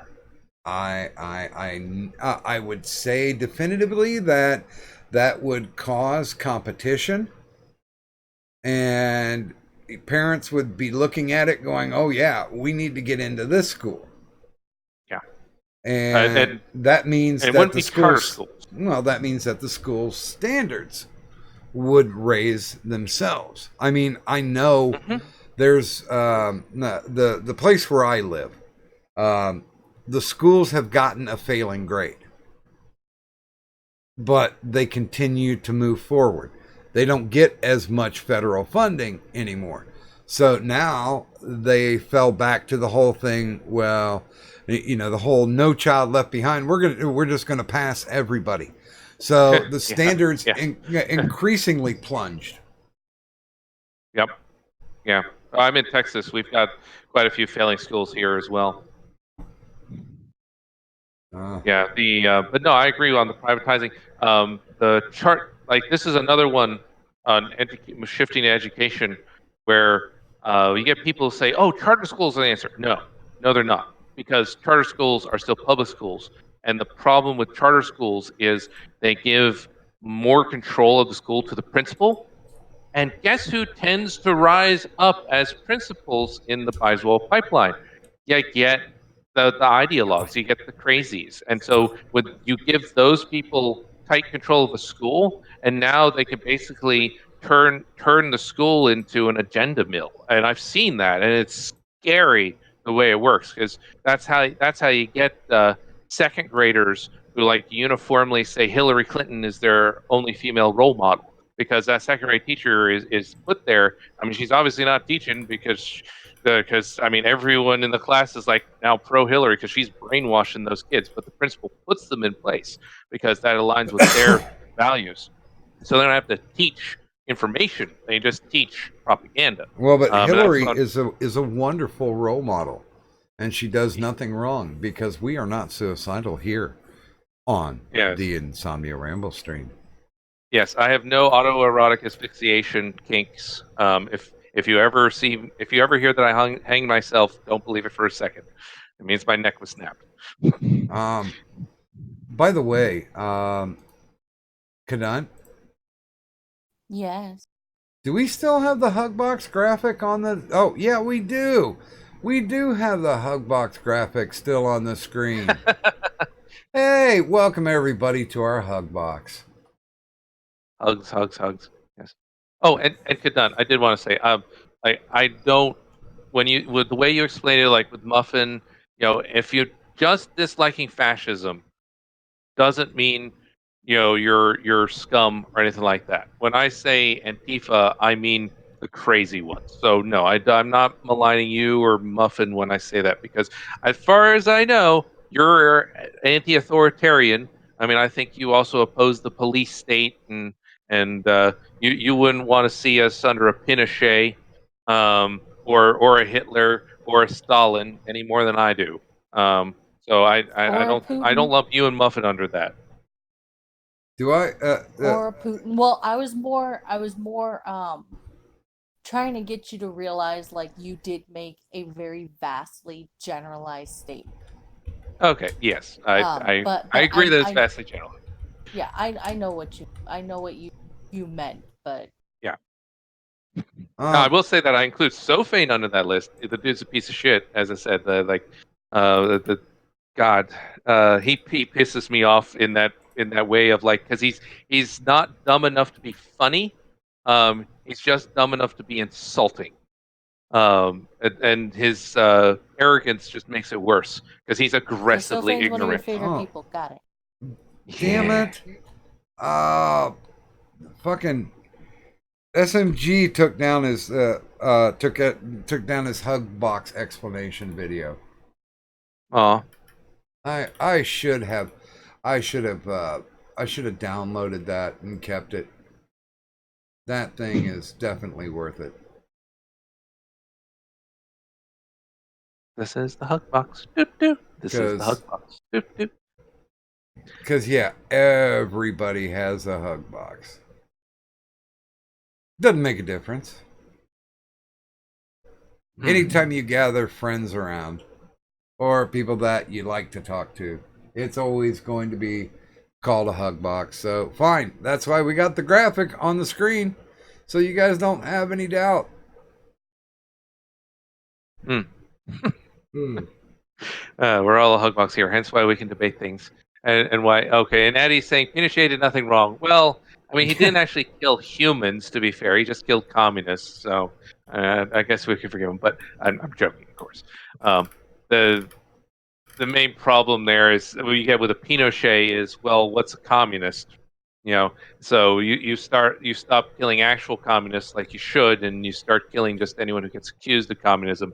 Whoops, and that gets that's why unfortunately why that solution in the end ends up being just like the Me Too movement or Antifa, where oh, you disagree with us, therefore you're a fascist. No, I just I don't like communism. It's different. Well, I disagree with Me Too because it was almost instantaneously corrupted. Oh yeah, yeah. I mean, Actually, yeah, that is within a couple days, that fucking movement got corrupted. Oh yeah. Man. Oh, that's another thing. Sophane has been revealed. Turns out he's a fan of Linda Sarsour, the famous anti-Semite. Oh, that's So, awesome. Yeah, so it's like he's accusing people of being Nazis, but he's a fan of anti-Semites, with anti-Semitism being one of the major planks you need in order to be a Nazi. I mean, that's the uncomfortable truth. Is like Rashida Tlaib, Ilhan Omar, Linda Sarsour. They are more Nazi-like than anyone that they pretty much almost anyone that they accused of being white supremacist. I mean, Richard Spencer's an actual Nazi, Richard Spencer's an actual Nazi, but why don't we just use the actual real word instead of just calling them Nazis, calling fascists? Because that's essentially what they're looking for.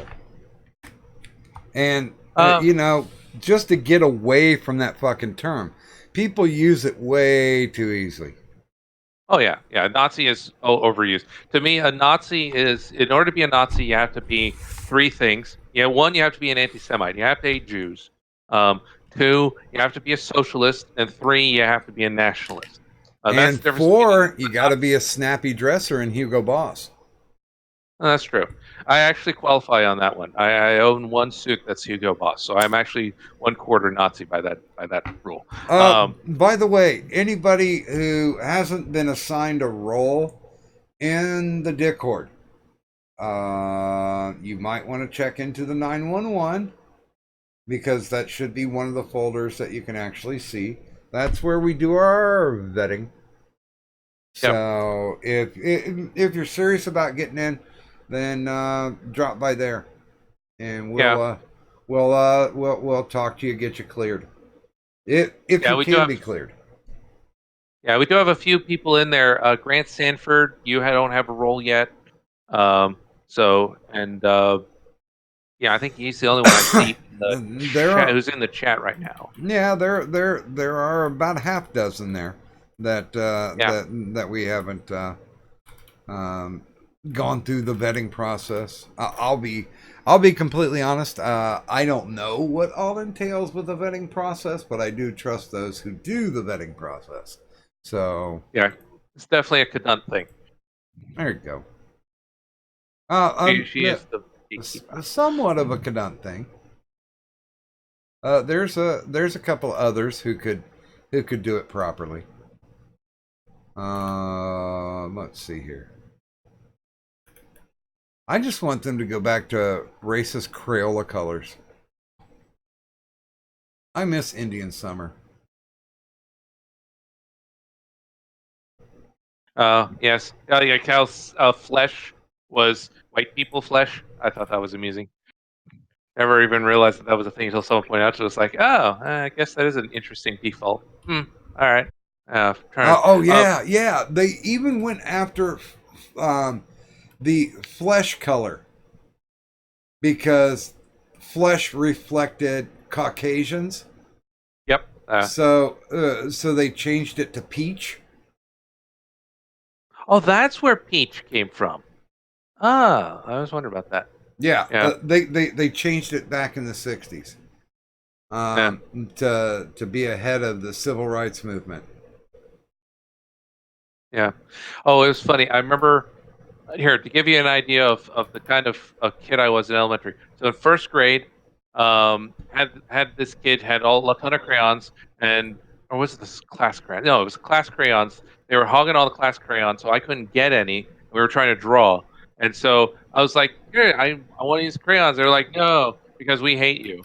I dealt with a lot of that growing up. But we had some substitute teacher or something, and she was like, "Well, you only need 3 crayons to make all the colors. The primary colors." And I was like, "Oh, well, so how would you combine them to get neon orange? Because guess what? Neon colors, you can't derive those from the 3 prime colors." Turns out that's completely different process. So yeah, that shut her up. I Well, did not like it. She was the worst. in 2003, Crayola celebrated their 100th birthday. So they asked consumers to suggest new crayon names as well as voting out 4 crayon colors. Now, in a Voting show out? of non-racism, they the ones that they retired, let's see, were, what was it? Blizzard Blue, Magic Mint, Teal Blue, and Mulberry. And then they brought in colors such as Inchworm, Jazzberry Jam, Mango Tango, and Wild Blue Yonder. All of those are horrible. All of those sound like something that a kid in kindergarten would try to eat. Yeah. Well, they were thinking of Marines when they did that. That's I don't know if I can Inchworm, think. really? Yeah, inchworm. That's not a color. The others, at least, okay, you can kind of think like jazzberry. Oh no, jazzberry doesn't make a lot of sense, but you can kind of imagine a color, sort of. Inchworm, it's like, okay, it's a worm, all right, but it's an inchworm, so it's a short crayon. What color is a short crayon? Well, Like, they also had a color called Indian Red. Sorry, it wasn't Indian Summer. It was Indian Red, and they thought that people could misconstrue that, saying that a crayon company was racist, so they changed it to Chestnut.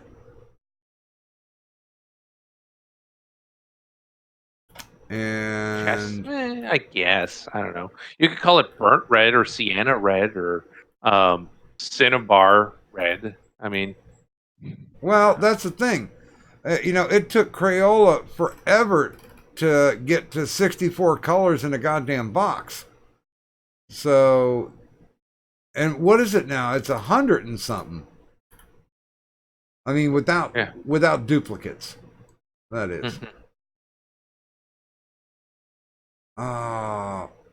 Although there is somebody on Kickstarter that is trying is trying to get backed for a 24 pack of offensive colored crayons. Oh, good for them. I like that. I support that. Like one of them is Travel Ban Brown, and another color is Privilege. They're not showing any of the other colors. You fuckers. But their slogan is we bring out the worst in you. That's a great. I support this. I would give that to my kid, and send them to school with it, and just to see what happens. But yeah, and after which plan for homeschooling because they probably get expelled. Oh man. Oh, this happened. This happened a while back. This was July of 2017, and they made their goal. They definitely made their goal. It was a $3,500 goal. They got $9,000 out of it. Nice. Although the video is not up. God damn it! I wanted to see. I wanted to see what the 24 racist colors were. Oh, and yet still to this day, AOC wonders why grape crayons or purple crayons don't taste like grape. Well, she just likes the chewy nature of it. Oh yeah. Oh, wow. So apparently 152 now. They're up to 152. They have that's including the glitter and metallic crayons. I do like the metallic crayons. I remember I really dig the silver and gold, like the effects you had on paper with that. And you could put that on black or the dark paper, and you could see those. Those are neat. Yeah, I don't know. It's Violent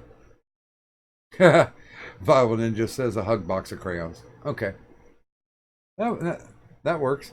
I, God, I thought they were up to like 148 or something.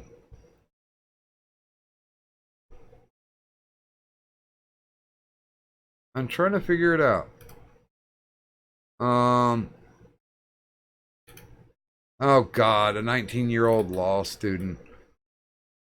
This was back in like 2013, but for the law school for India University, decided to sue a crayon company because, of course, they did a color called Skin, which was a pinkish color. I'm pretty sure that didn't go too far, or we would have heard about it. Let's see.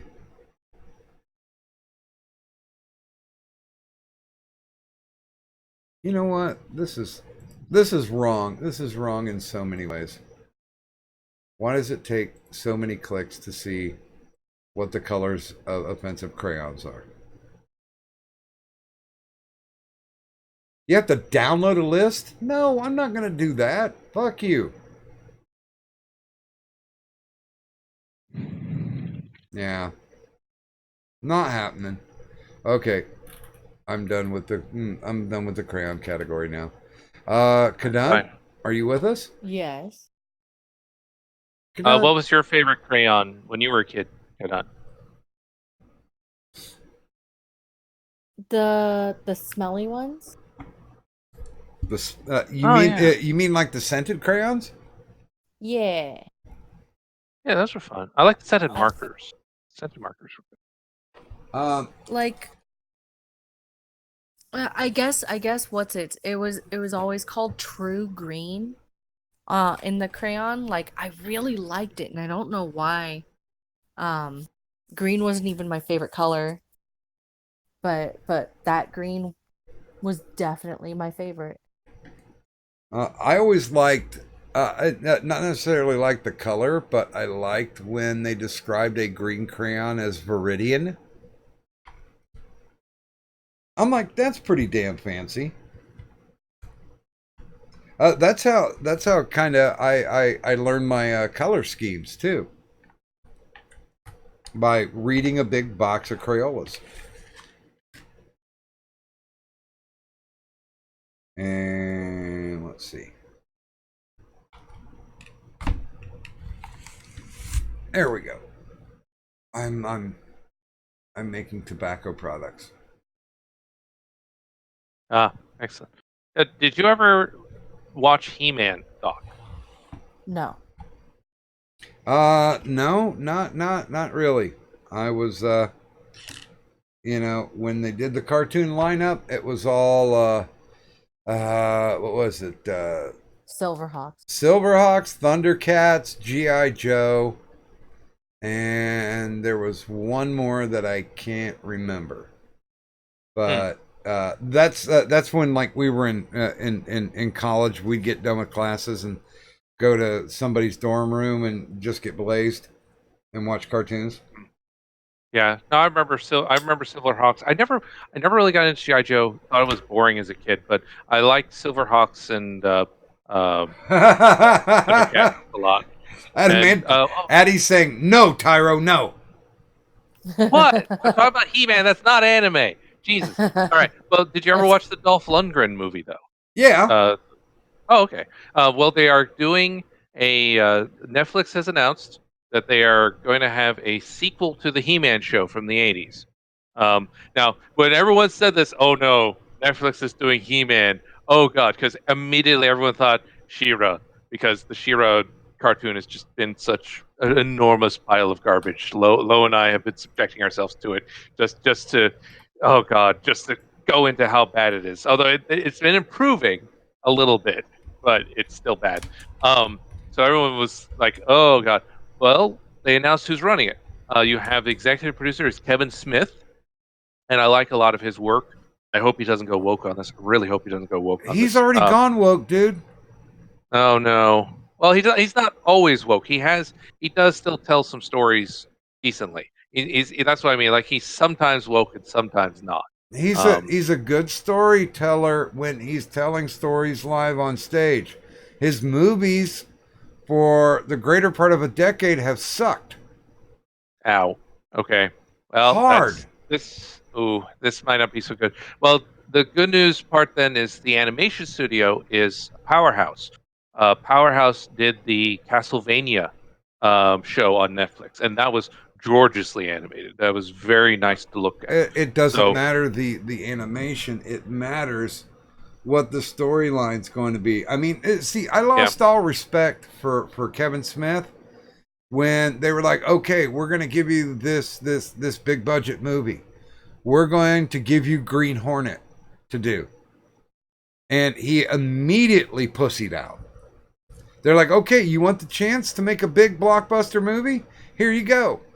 We've already got everybody ready for it. You have to step in and direct it. And he pussied out on it. So I completely lost respect. But I will say one of the movies that I kind of want to see, because I just recently saw the trailer. It's a Will Smith flick called Gemini Man. And it's yeah, I've heard of that. For that. Yeah, and I thought the premise was so cool because of the fact that they're actually using the supposedly the avatar technology to de-age the actor who's playing the young Will Smith. And I've seen the trailer, and the trailer looks pretty damn good. I don't know if they're just putting forward the best scenes where they CG animated Will Smith as the young Will Smith, but I'll go watch it on a pirate stream when it comes out.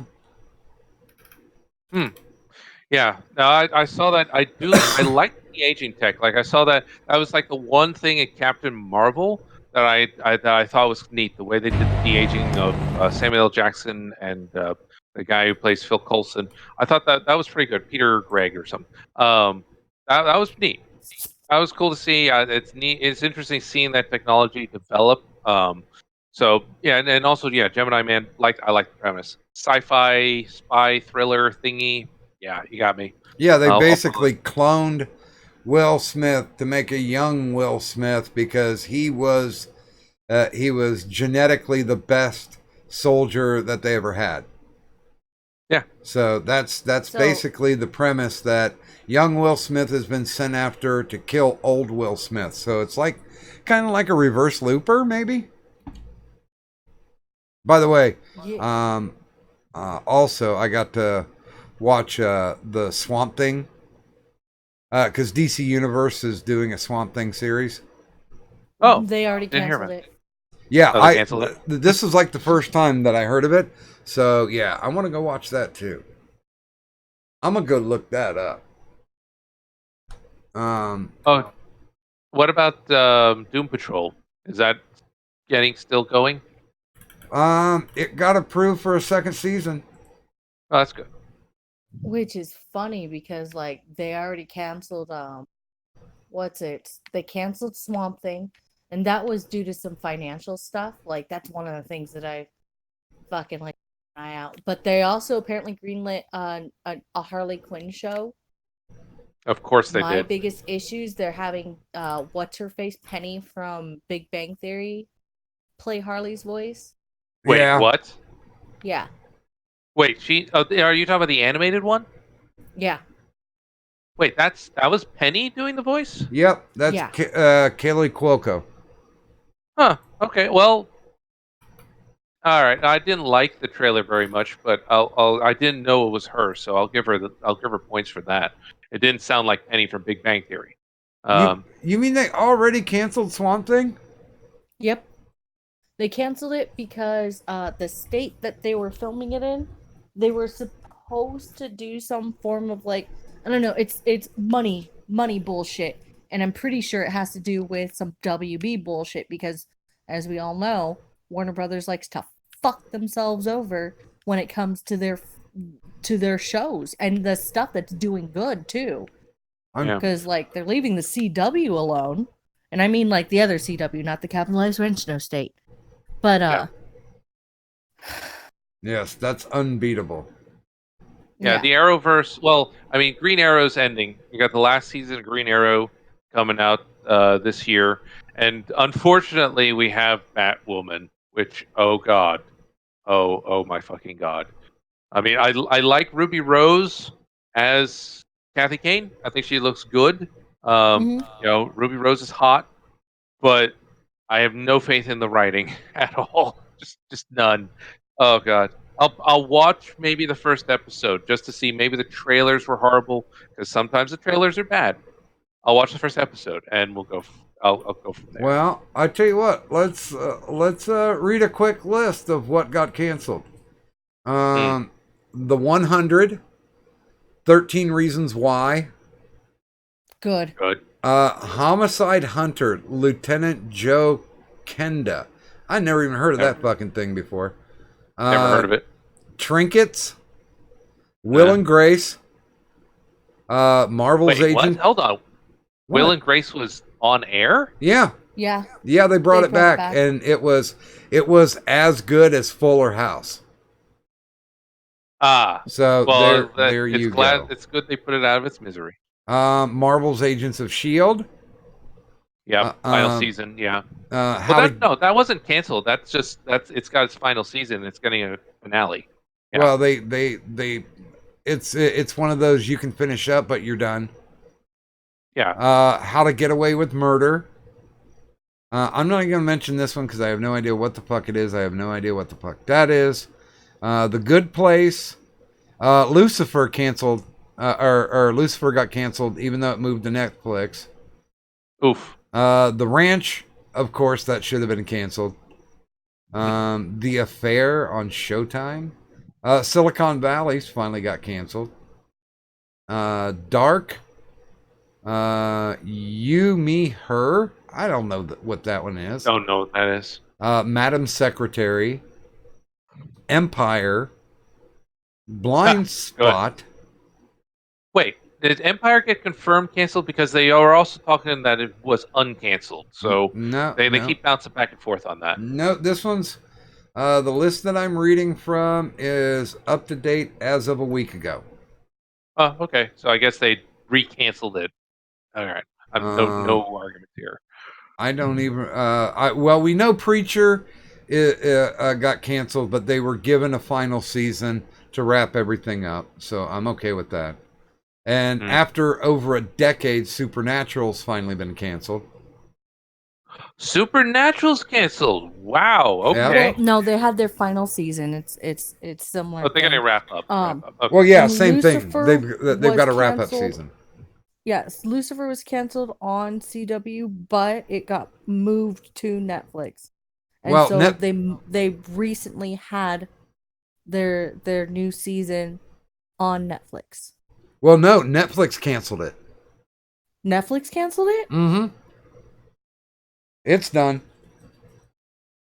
And if there's anything that's going to get Addie to jump in, is the death of that actually makes me sad because I just started watching it. Yeah, I've heard Lucifer is good, so I'm sad that one's going. I mean, hey, they canceled Big Bang Theory. Big Bang Theory's gone. They had to wrap up. So huzzah! Well, that was already coming. They knew that, and the Arrow is gonna have an 8th season, but it's only gonna be 10 episodes long. So that's a wrap up season. Yeah, because they were trying to, and they wanted to end it this season, the last one, but because the main actor wants out, He wants to stop. But they convinced him to stay on for one more sort of season just to bring things to conclusion. By the way, but good morning to Dan S. in the chat. yeah, Um, it is interesting. Okay, so Supernatural gets a finale. I mean, it's probably for the best. I mean, people have been telling me that it stopped being fun after certain numbers. So the different people have told me different numbers of seasons, but a lot of people agree that Supernatural got kind of boring and repetitive after a certain point. well, I'm just glad they canceled Fuller House. That fucking thing got 5 seasons. Are you good shitting Lord. me? How? Why? Jesus. 5 seasons. I mean, were the Olsen twins like having a threesome with the producer to keep it going? Well, Olsen twins were the only ones who refused to come back, and that's because they would probably only ask for one of them. Yeah, that's why I was joking on that. But yeah, oh, jeez. I'm glad that's dead. I'm just kind of flipping through this. Vikings got canceled as well. Oh, I heard that one was good. Actually, the History Channel got good ratings with it. Once again, like Cadunt was talking about, there was monetary issues. Cost per episode was too high despite the ratings. Something. I can't believe that they automatically revived Will and Grace and gave them 3 seasons. They said you're going to have 3 seasons right off the bat. They never, wet their finger and stuck it in the air to see how the wind was blowing. Yeah. I mean, next thing you know, they'll bring back 90210 or I don't know. Well, they can't. Man, Dylan's dead. They'll reboot it just like they did Charmed. I hope the new Charmed dies. I've heard that's really bad. Yeah, I honestly have not watched it. There are very few things that I bothered to watch, that are recent, that are actually out running right now. Normally, because I'm a boomer, I will go back and binge on like a full season of something. Yeah, I need to watch the 100. I've been told it's good, and apparently they were told that they were going to get a last season, so they wrapped everything up. They were given a concluding season before the end came, so it's a proper story. Been told it's good sci-fi. I'm trying to think. Didn't the 100 start someplace else before the CW, or has it always been on the CW? I don't know. I don't know neither. Sci-fi? Maybe the Sci-Fi Channel.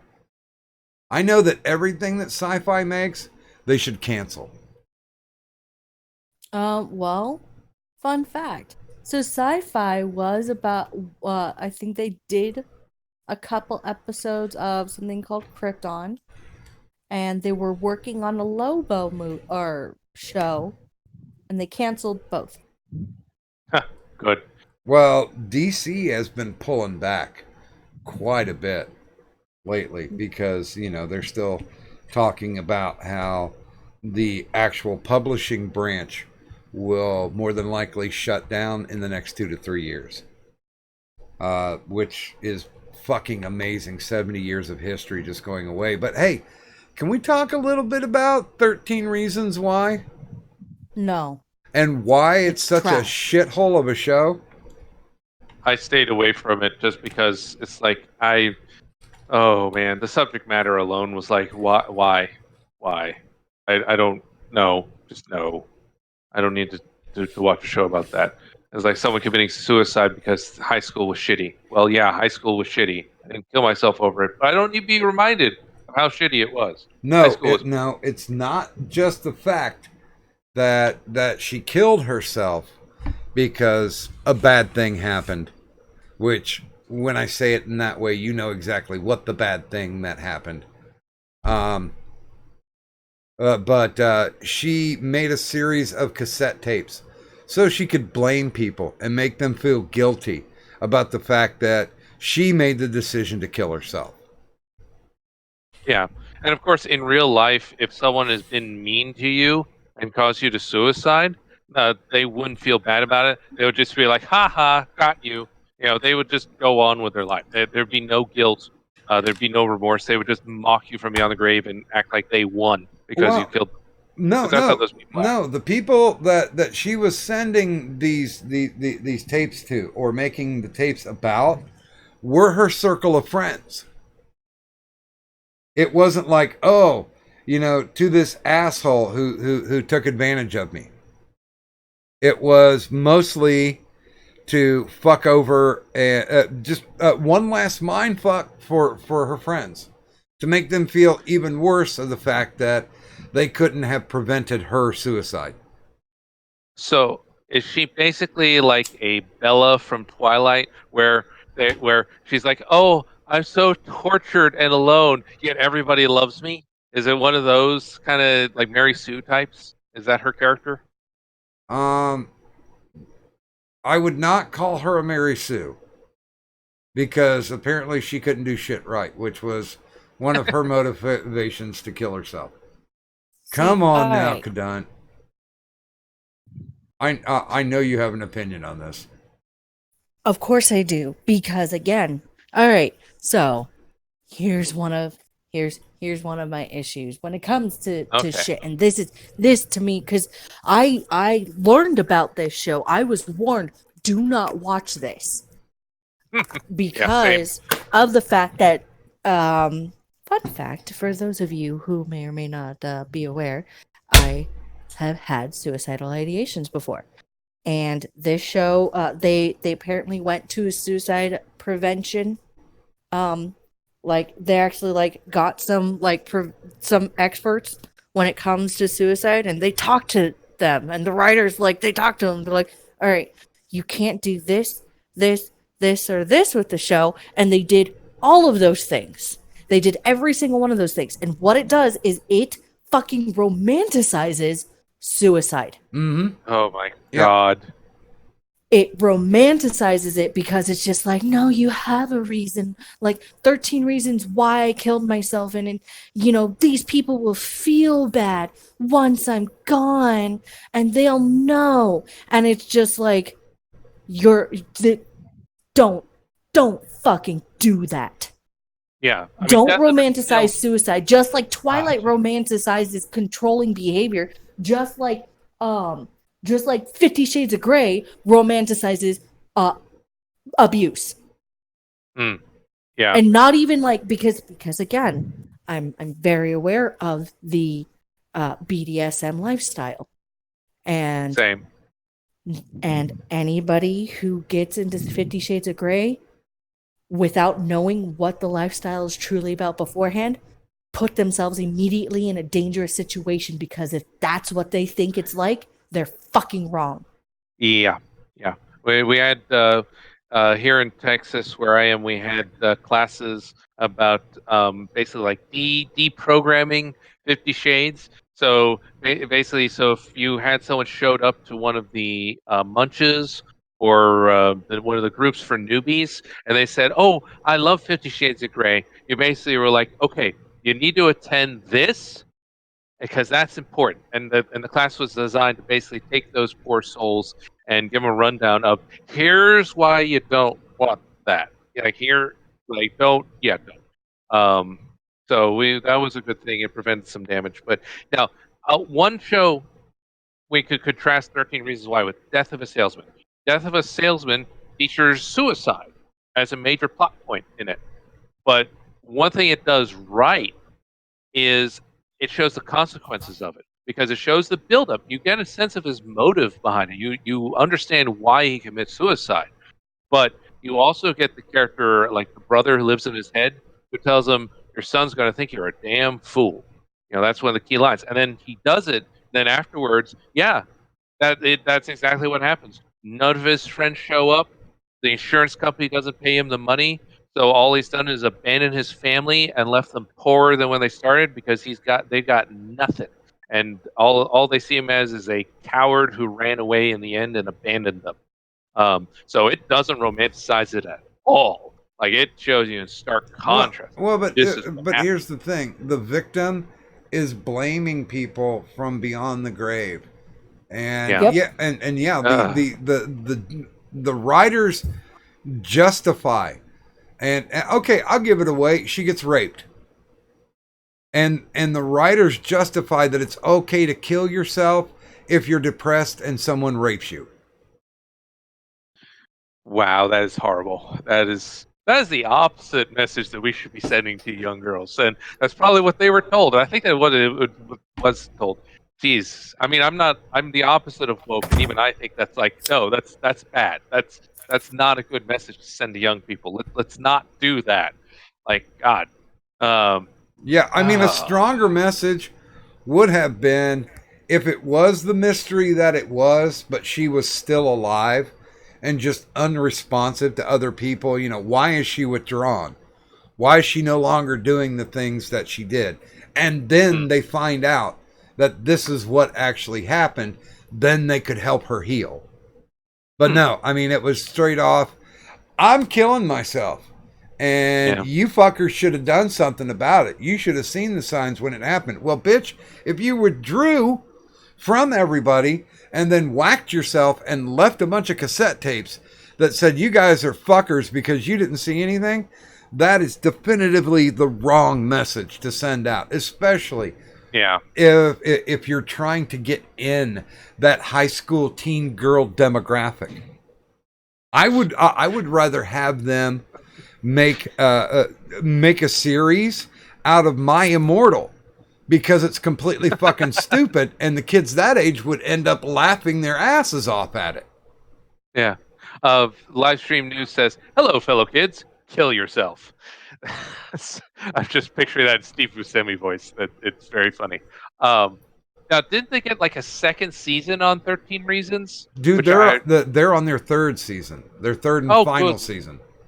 Oh God, why? How? Like, is it the same thing, or is it like different girls each season or something? Or like, how do they even do that? No, what they're doing is they're following along the characters, and there's for the second season. I'm gonna try to remember this because it was it was ultimately forgettable. I mean, it was outrageous when it first started off, but then in the second season, they still have like pretty much the same recurring characters, and goddamn, I'm trying to think. There was some mystery going on. It turned into a courtroom drama. Huh. Weird. And apparently they're going to get 4 seasons. Yeah, the last season is the 4th season. So there's the 3rd season coming out later this week, and the 4th season, it will be the final season. I thought the final season was already out, but no, it's going to be coming out the 23rd. We just got Netflix back, so we haven't had it for a while. Then again, I was talking to wifey, and I'm like, listen, you know, we really don't need it, because we have streaming services where we can just watch whatever the fuck that we want to watch, because most of the content that Netflix is putting out is incredibly fucking cancerous. Unfortunately, I mean, She-Ra. Now, let me know if She-Ra gets canceled. I'll be happy. Like Lo and I have both agreed that, you know, while season 3's cliffhanger was enough to warrant us watching a season 4, because again, it has slowly improved. Like season 3 had been season 1, we would have said it was off to a rocky but promising start. But the fact is, season 3 is like, it took this long to get halfway watchable. It's like, oh God, please put this out of its misery. And actually, I also don't want them to get good, because then they might get more shows, and that's bad. But so if it's canceled, we'll be happy. But if it gets renewed, we'll watch season 4. I'm gonna say this: I think Addie fell asleep, or he'd be yelling at you by now. Addie, what? I think Addie fell asleep, or he'd be Yeah, he yelling was. at you by now. Yeah. Well, I mean, I'm trying to get him onto the stream of like, well, if you don't like what we're talking about, why aren't you in here, Addy? Because do you have access? And You know, Sci-Fi Channel did talk about, somebody mentioned in the chat, Max Headroom. About 5 years ago, they talked about bringing Max Headroom back. That'd be interesting. There were a couple of interesting theories that they did with Max Headroom, but it just kind of went to shit because they had no idea what direction they really wanted to go in. Yeah. And by the time they kind of figured it out, it got canceled. Yeah, it would be. Man, what would you do with Max Headroom today? That, because he's an iconic character. That would be easy, because if you remember the original series, Max Headroom was like the anti-journalist. He would cut in on the airwaves and do exposés and shit, and out people. So he would fit perfect currently. Yeah, just have him cut into your YouTube video. It's like 1 second you're watching the lispy queer Carlos Maza, and next thing Max Headroom cuts in and is saying like, no, this guy's just trying to make you conform, blah blah blah. Well, at least he's got what do you call it? Race on his side. Yeah.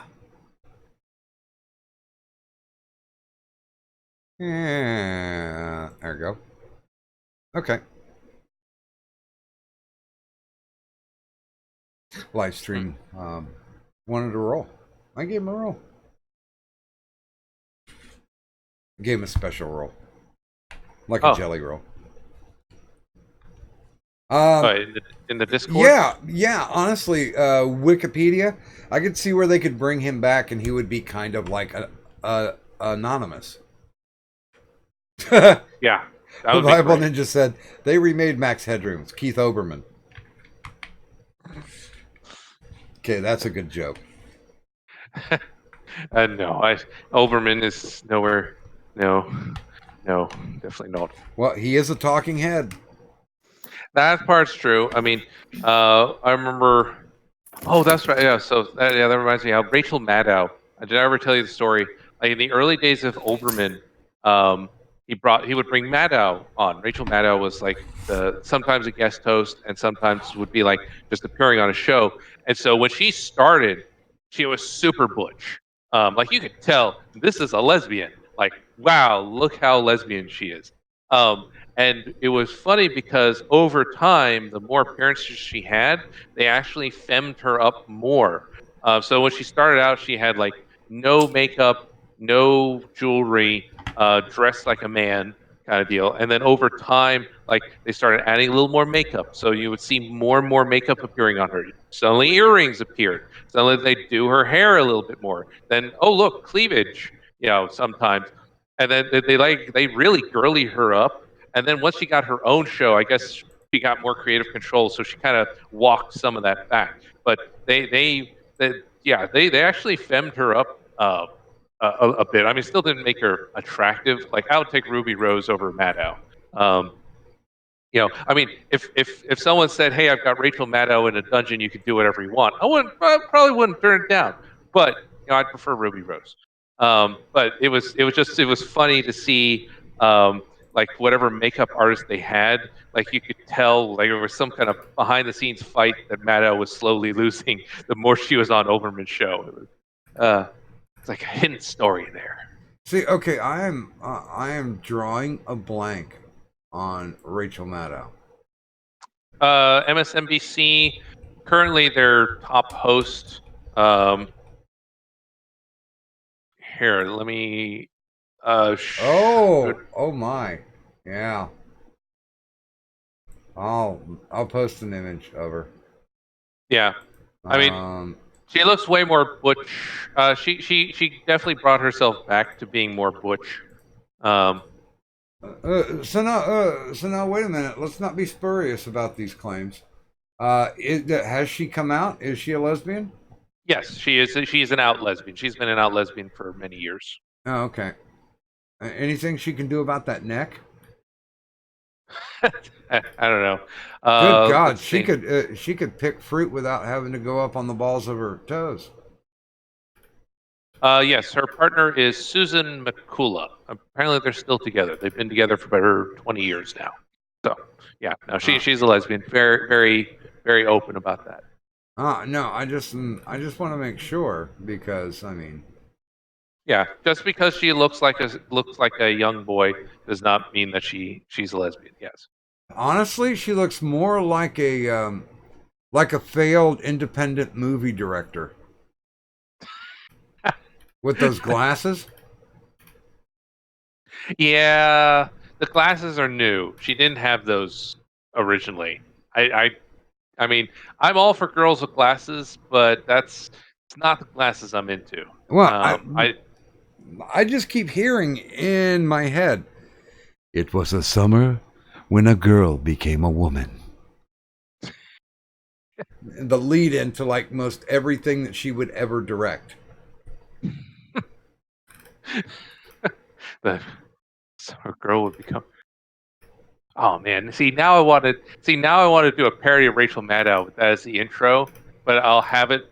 What I would do is I would frame it in the 2008 election, and I would have it be like her tumultuous love story with Sarah Palin, and it would be all about her like coming to terms with the fact that she wants to be the strong queer person, but she's in love with Sarah Palin, who's a traditional conservative, and how could she Wait, reconcile these two impulses? okay, That kind of. okay, I gotta post this picture because I don't know who this guy is, but who is this grinning skull? His fucking head is a weird shape. And it's like his hairline starts halfway back on his head. I mean, What the hell? I mean, just let go, dude. Let go. Just shave it. Is that? It looks like it's someone on the Today Show. What? Who? Okay. I don't know who that is.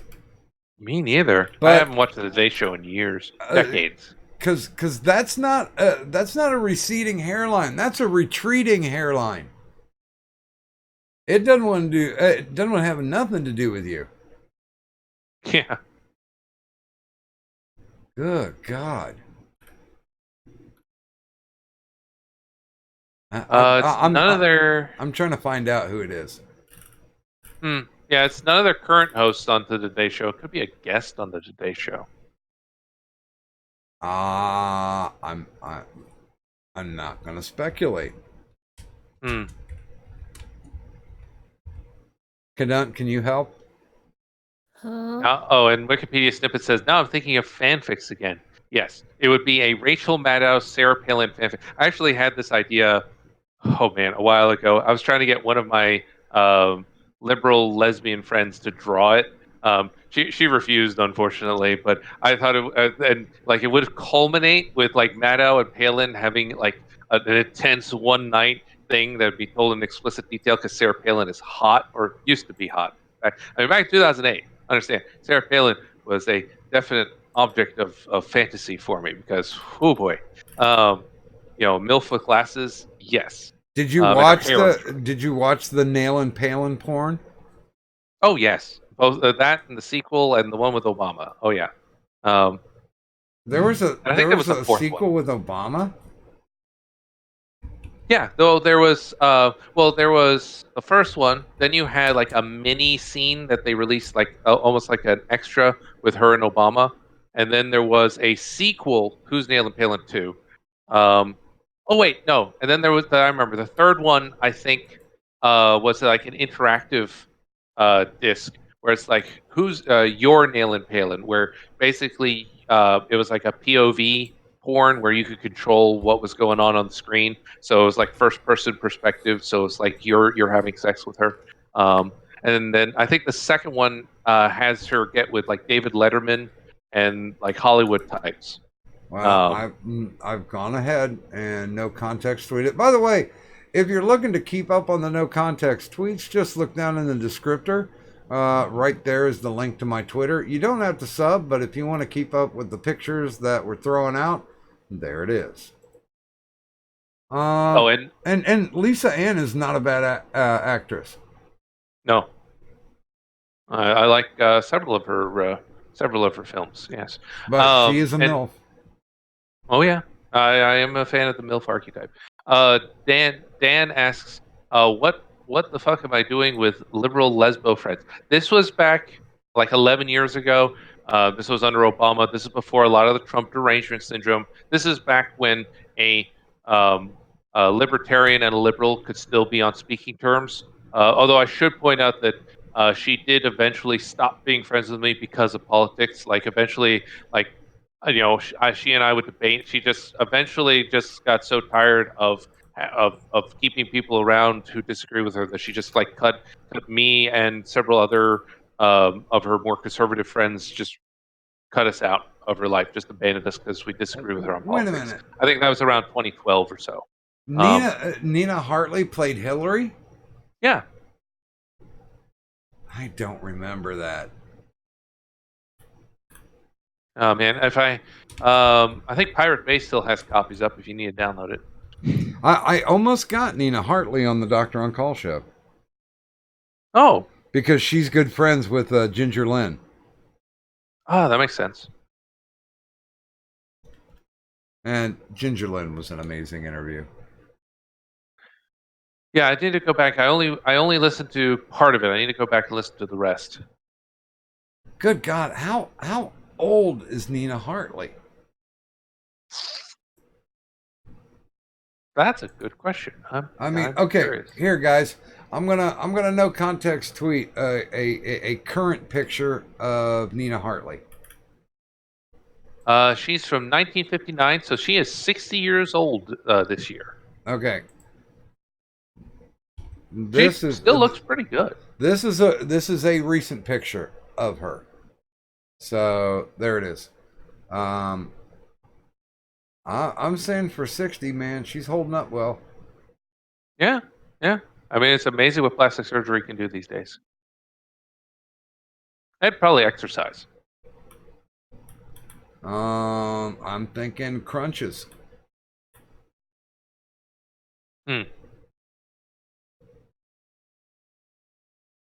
I'm just checking to see if there is anyone I have not said hello to in the chat. Deep fake porn is a thing now. Yeah, I know. And welcome back, Bunny. Yeah, it's a shame that Palin hasn't aged too well. Although maybe there might be enough stuff on her that you could actually like. I would love to see Hustler invest in deepfake tech so they could take Sarah Palin footage and actually basically make a deepfake version of Who's Palin using actual Sarah Palin and like putting it on Lisa Ann's face. I think that would be a lot of fun. Larry Flynt would do that for the lulz, so he totally should. Well, Larry Flynt is no longer in charge of Hustler. It's his daughter that runs it, and she's got a pretty good sense of humor. Yeah, that's one of the things that I appreciate, because I would say Larry Flynt was one of the original trolls before the internet even existed. Yes. I mean, probably a lot of people have seen The People versus Larry Flynt, but yeah, he came up with in every issue he had asshole of the month, and he legitimately would go after people, political, religious, it didn't matter. If they stuck in his craw, he would fucking go right at them. Yeah. I remember when the few issues of Hustler that I picked up back many years ago in my college days, they had a feature of what would she look like with a dick in her mouth, and they would basically do like fake porn of like celebrity women with penises in their mouth. So that was, I guess, like an early version of the celebrity fake. I mean, I still remember like in the '90s on some of the BBSs, people would specialize in creating like fake celebrity nudes. So like in Star Trek, Gillian Anderson was big. You know, Oh yeah. they Well. She did a show where she did a nude, or she yeah, did a yeah. movie where she was naked. Oh yeah, yeah. And- But this is before that. I Well, think. Or was it? here's the thing that gets me. I get stumped by the passage of time. Like Patrick Swayze has been dead for like 10 years. Oh, yeah. That's amazing. They just came out with a documentary about it, about Patrick Swayze's life. Doesn't feel like 10 years, man. Yeah, like the older I get, the faster time goes. And you've probably experienced this for longer. But yeah, like I remember like the early 2000s. I remember and up through like 2008 or so, like I remember those happening basically yesterday. But everything kind of after that doesn't feel like it actually happened. It's kind of weird. I don't know. So it just feels like wait, where'd the time go? Where how many years? What? Why is it that long ago? And we lost Kadun. Will she be back? I'm typing to her Okay. right now I hope as we sprechen. I didn't drive her away. Yes. Oh Did. no, It's my, all your my fault. autism. Hmm? It's all your fault. Yeah. Yes, my autism was too powerful. Let me take a look at one other thing here. Yeah, we're gonna close it down at 5 o'clock anyway. Wait, what time is it? It's about 10 wow. till. Oh, okay. Look, I've been on here later than I thought. Let's see. 101 interviews are dead in this new age of media. Even the old talk shows kind of got it when they had the sidekick / co-host edition. It's like selling vinyl to kids who want MP3s. Well, it's funny you say that, Bible Ninja, because vinyl is the hip thing. So don't knock vinyl. Not a great example. I would Well- say selling cassette tapes to kids who want MP3s. No, Cassette no, tapes are not considered. no, selling 8 tracks. There we go. Yes, there we go. No one likes 8 tracks. Vinyl is hip. Cassette tapes. Well, I mean, you got the old mixtape culture. CDs, again, legacy. 8 tracks. Oh, I've got friends who are vinyl purists. Yep. They're like it doesn't sound better than you can do it digitally. It still doesn't sound better than vinyl. Oh, by the way, good morning, Mr. LM. I don't know. I mean, for convenience, because good God, unless you're a hipster doofus with a whole wall where you can shell vinyl and keep it at a reasonably cool environment and keep it from warping and all that shit and keep it dust free, fine, do that. But I'm okay going with digital now or compact discs. I still do compact discs. There's a lot of shit that I've found which you can't find on the interwebs. A lot rarer stuff. As a matter of fact, I'm talking with 2 bands that I know that I like, and they've long since broken up. And it's like, dude, nobody's hearing your fucking music. Can I go ahead and digitally upload it to YouTube's so people can hear your shit? One has said yes, the other has said no. So kind of rolling a tear on that. By the way, good morning, Miss Allie. Hey, yeah. Oh, Miss Ollie, yeah. I just noticed her. The Bible Ninja says I need a dictionary because hipster niche isn't for kids. I think of 20-somethings as kids. Sorry, I like the young 20-somethings. Like that's just me. Anyway. Well, I mean, I've got a guy. There's a friend of mine who has an $8,000 stereo system. Best turntable you can find, apparently. Ooh, and, nice. And his big thing is waiting for the new Tool albums to come out. And he'll invite me over and we'll sit back and sip some bourbon. And he will put that thing, he will needle drop it. And we will sit there and listen through it. And he's like, well, you can only listen to vinyl so much before it starts to degrade. I'm like, yeah, that's kind of why people went digital. He's like, but the sound quality is much better than anything that you'll ever find. And I'm like, you know what? You're pouring me from a bottle of like $80 bourbon. I'm not going to argue with you. Good move. Oh yeah. Yeah, I mean, when I first started out in a radio station, it was all vinyl. And then it basically essentially went to like they're called carts, but they're like an 8-track where you just plug it in and it plays it like an 8-track. It's got just a single cut on it, and then it'll rewind itself. And then you put the cart back up into the well, we had this little rotisserie thing where we just put a cart up into it, and it was kind of like a comic book spindle. Okay. We still had vinyl, but by the time that I left, they were switching carts over to CDs, and way soon the wave of, well, it's all digital programming.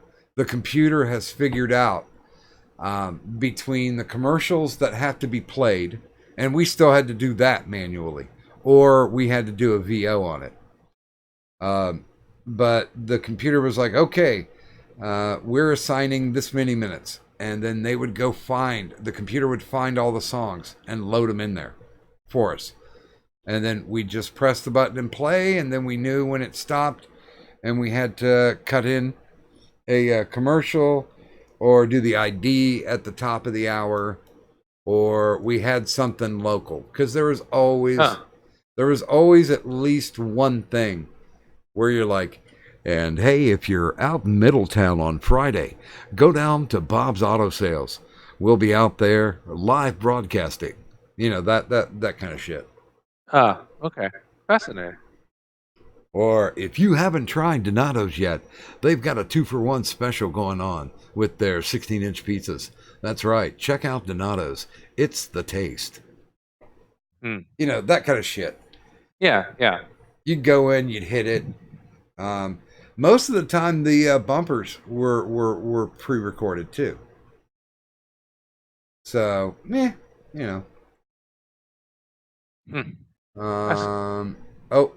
LM Roust. Now, did you ever have the big wheel player at home? That's why when I was a kid, my dad had one of the. It was the predecessor cassette where he had the spools like 5-6 inches around and had the magnetic tape in there. So and you'd load it in the machine and it'd run it through a big player. So basically, like just a cassette player but scaled up. Oh, a reel to reel. Yeah, reel to reel. Sorry, I call it big wheel for some. Yeah, I had one of those. My dad had a lot of Christmas music stowed on those. So we had things like the Tabernacle Choir. We had some Elvis recordings on there. Just like miscellaneous Christmas songs that Dad acquired. So every Christmas he'd bust those out until it finally stopped working. But grew up with one of those as a kid.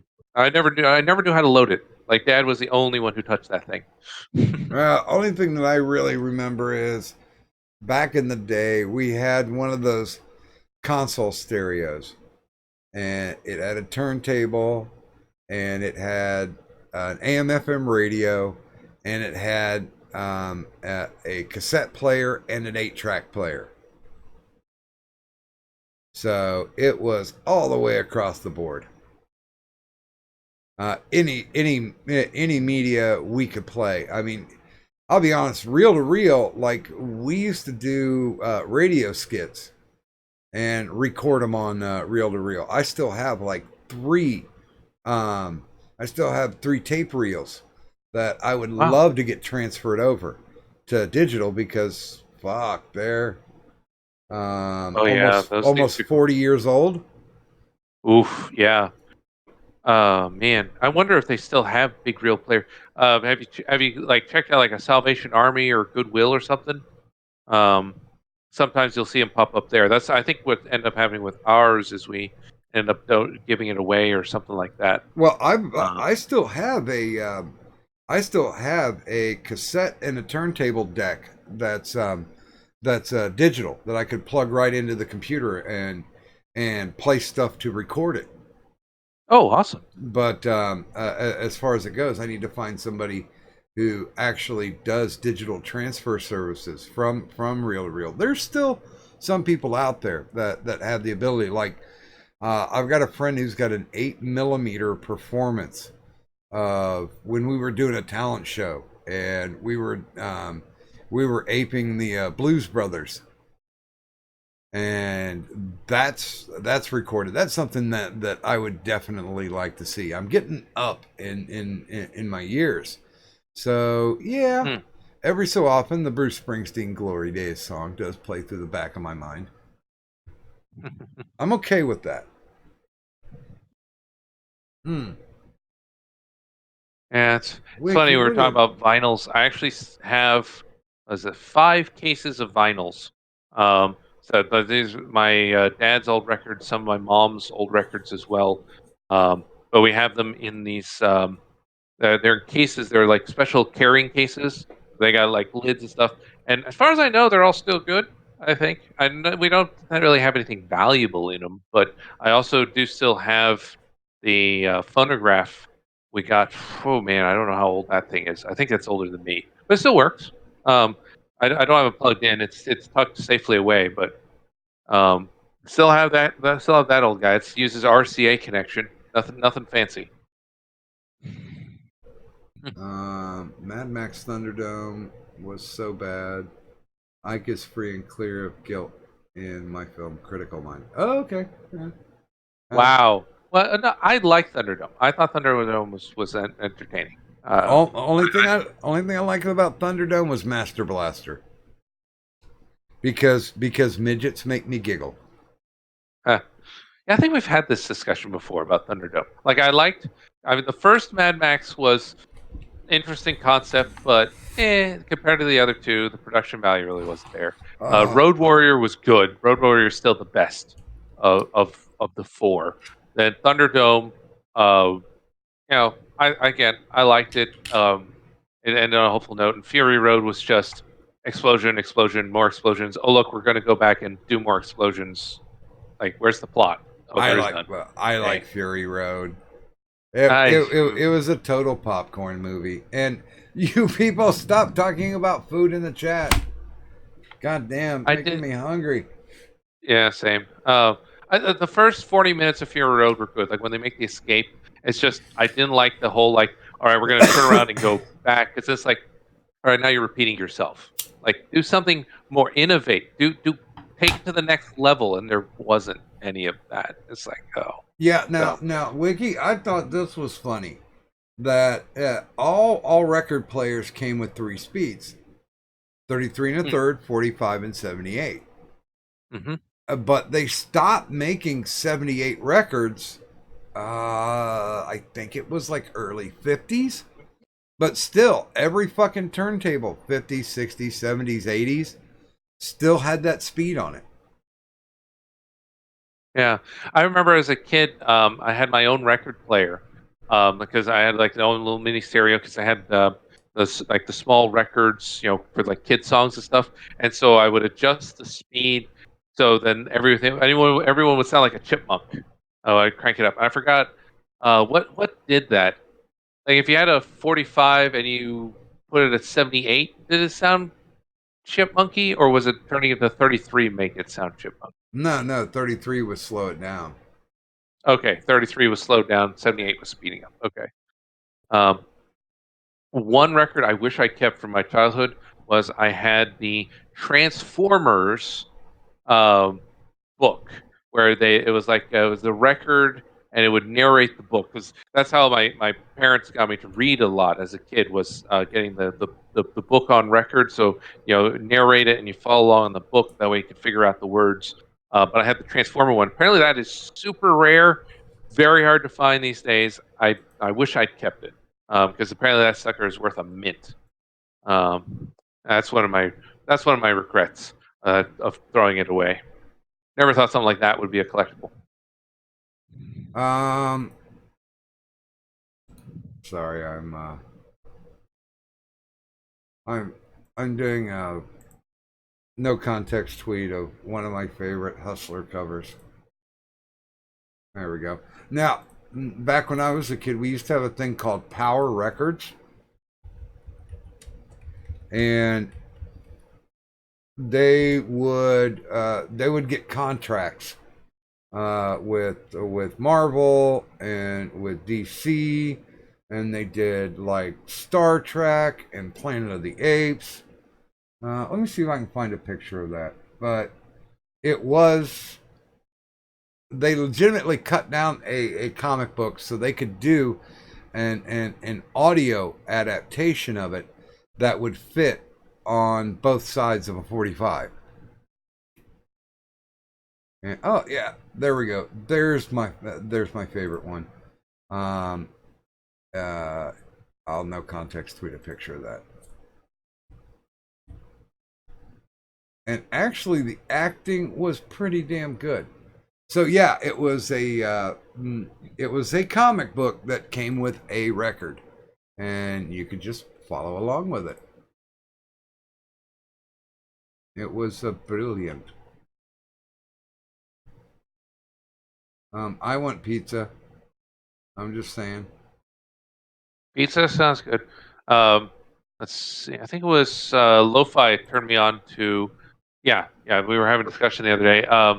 Lo-Fi has turned me on to the idea of onions and pineapple as a way to soften and tenderize meat. So now I want to take beef, take cheap beef, like really cheap, tough beef, slice it, and then slow cook it with, say, like onion and pineapple, maybe some tomatoes as well, because that blends well. And then the onion and pineapple will break it down and essentially kind of digest the meat, and soften it. And I want to see what happens, see how that tastes. Well, my wife is always with using tomato juice. She loves to use tomato juice. Yeah, tomatoes are good. I make kind of a salt brine with a bouillon,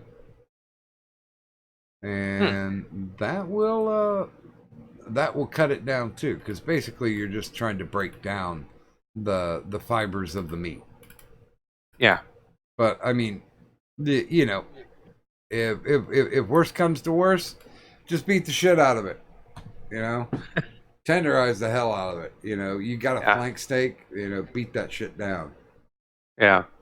Now what's generally good for adding moisture to a meat? Because I tried one where I took chunks of pork, and even though I slow cooked it, it still came out kind of dry. I mean, I don't know, maybe because the pieces were too thick. Because that one I tried a pineapple, mushroom, and tomato thing. I didn't use onions on that one, I think. But the meat was still kind of dry, even though it was soft, but it was still dry. So I'm also trying to think of, like, is there a way to slow cook and also instill moisture? Because you'd think like meat that's been slow cooked in juice would get, there'd be liquid infused in it, but it didn't happen. So I don't know. Do you know any way to instill juiciness? Well, the thing normally comes to cooking it, because it dries out if you cook it too long. Marinades can help keep the moistness in the meat. And you can, like, if you're going in to do like a medium rare or something like that, then you go high heat because you're cooking for a shorter time. You hit it, you flip it, and that usually ends up to be moist. You'll find that when you go to do well, a lot of times well meat will be dry.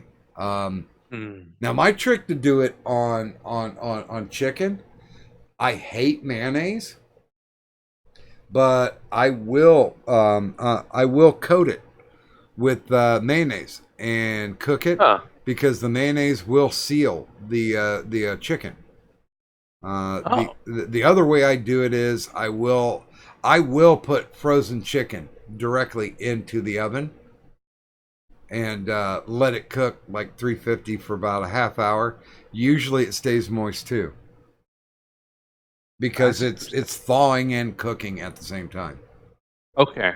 So you think it could be the fact that it's slow cooking could actually be causing because it cooks all the way through. When it slow cooks, that's actually driving the juice out of the meat, essentially. Yeah.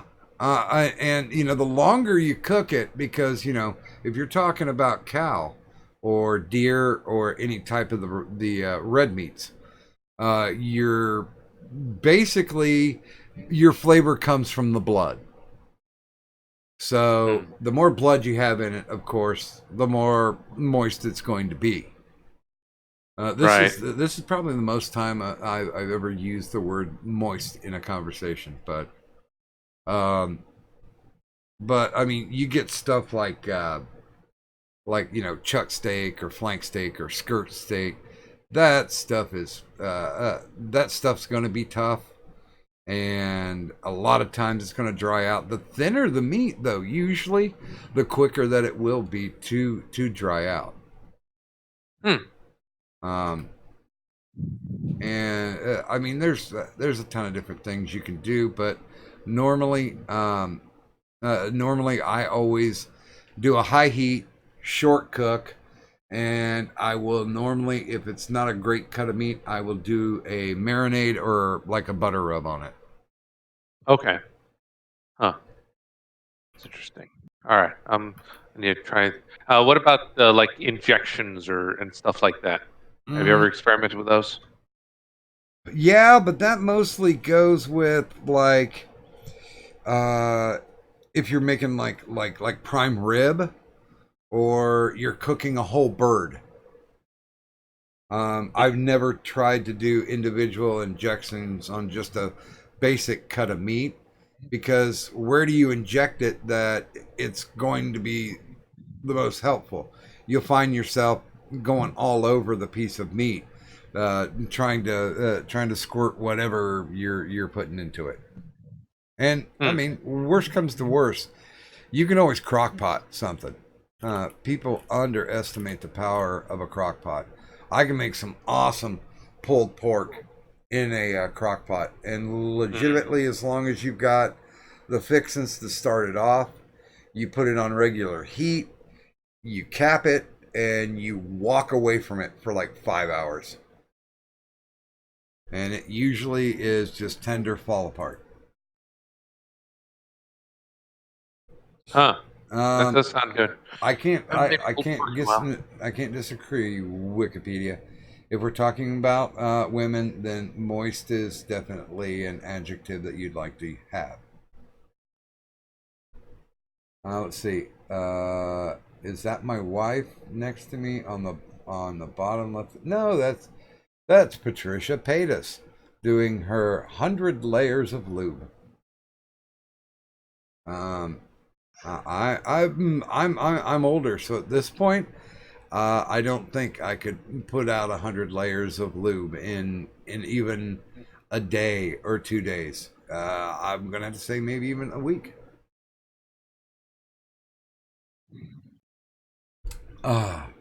There's my water. So we're past the 5 o'clock point. All right. Yeah, and anything.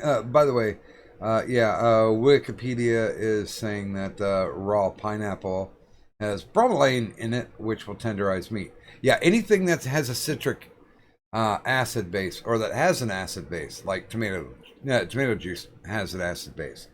That will help to break down the meat and make it tender. But it really depends on how you're cooking it. Okay. And yeah, Jeremy, I definitely agree. Love me some crock pot food. Although, god damn it, the people that I live with, it's like, okay, I made the crock pot full of stuff. So get it, and the last person who goes to it, put it in a container, put it in the refrigerator. One of my favorite things is having leftover chili. I think if you cook chili right, it only gets better as a leftover. Always said that, always believed it, still believe it today. And really? They use Welch's grape juice? Possible. See, I try to not to make it overly sweet. You can also marinate in like a vinaigrette too, or Italian salad dressing. You can use that shit too. But hey, everybody, let's go ahead and hit the ads so you guys can go on and do magical things in your life. Because I didn't see anybody waiting in the waiting room, and my co-host is technically KO'd for the night. The phone's down, so which is a shame. It's going to be a slow show, but I hope that everybody is going to be featured as we roll along. I don't know. I'm gonna have to change out some of this shit because there are people who are not broadcasting anymore. So yeah, and by the way, if you are a regular watcher of this show, I've made the offer, of course. If you have a stream, if you upload videos, on a regular basis, you want to advertise your stuff. It doesn't cost anything. Just make up a graphic, send it on over to me. Either in the Discord or, of course, my DMs are open in their twatters. So yeah, you can hit me up and we'll advertise you.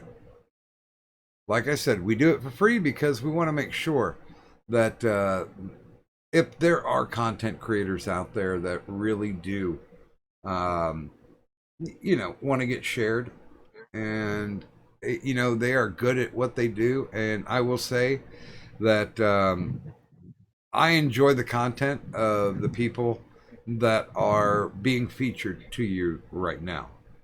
So hopefully you will like them too. Kind of well worth a watch. Yeah. And so please, I know you have a shill, Tyro. Yep, I got a couple shills. Hit me. Once.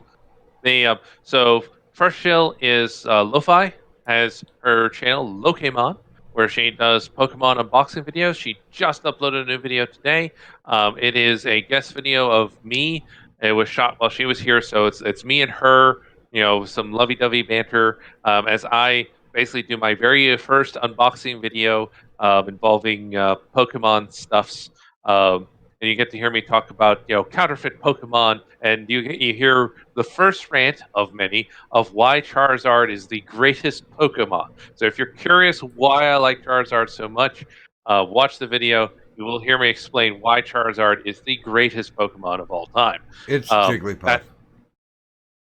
Jigglypuff's not bad. We actually pull a Jigglypuff. Jigglypuff's cool too. Because it's the only karaoke Pokemon. That's true. Actually, that's a really good point. I like Charizard more, so for me, it's still number one.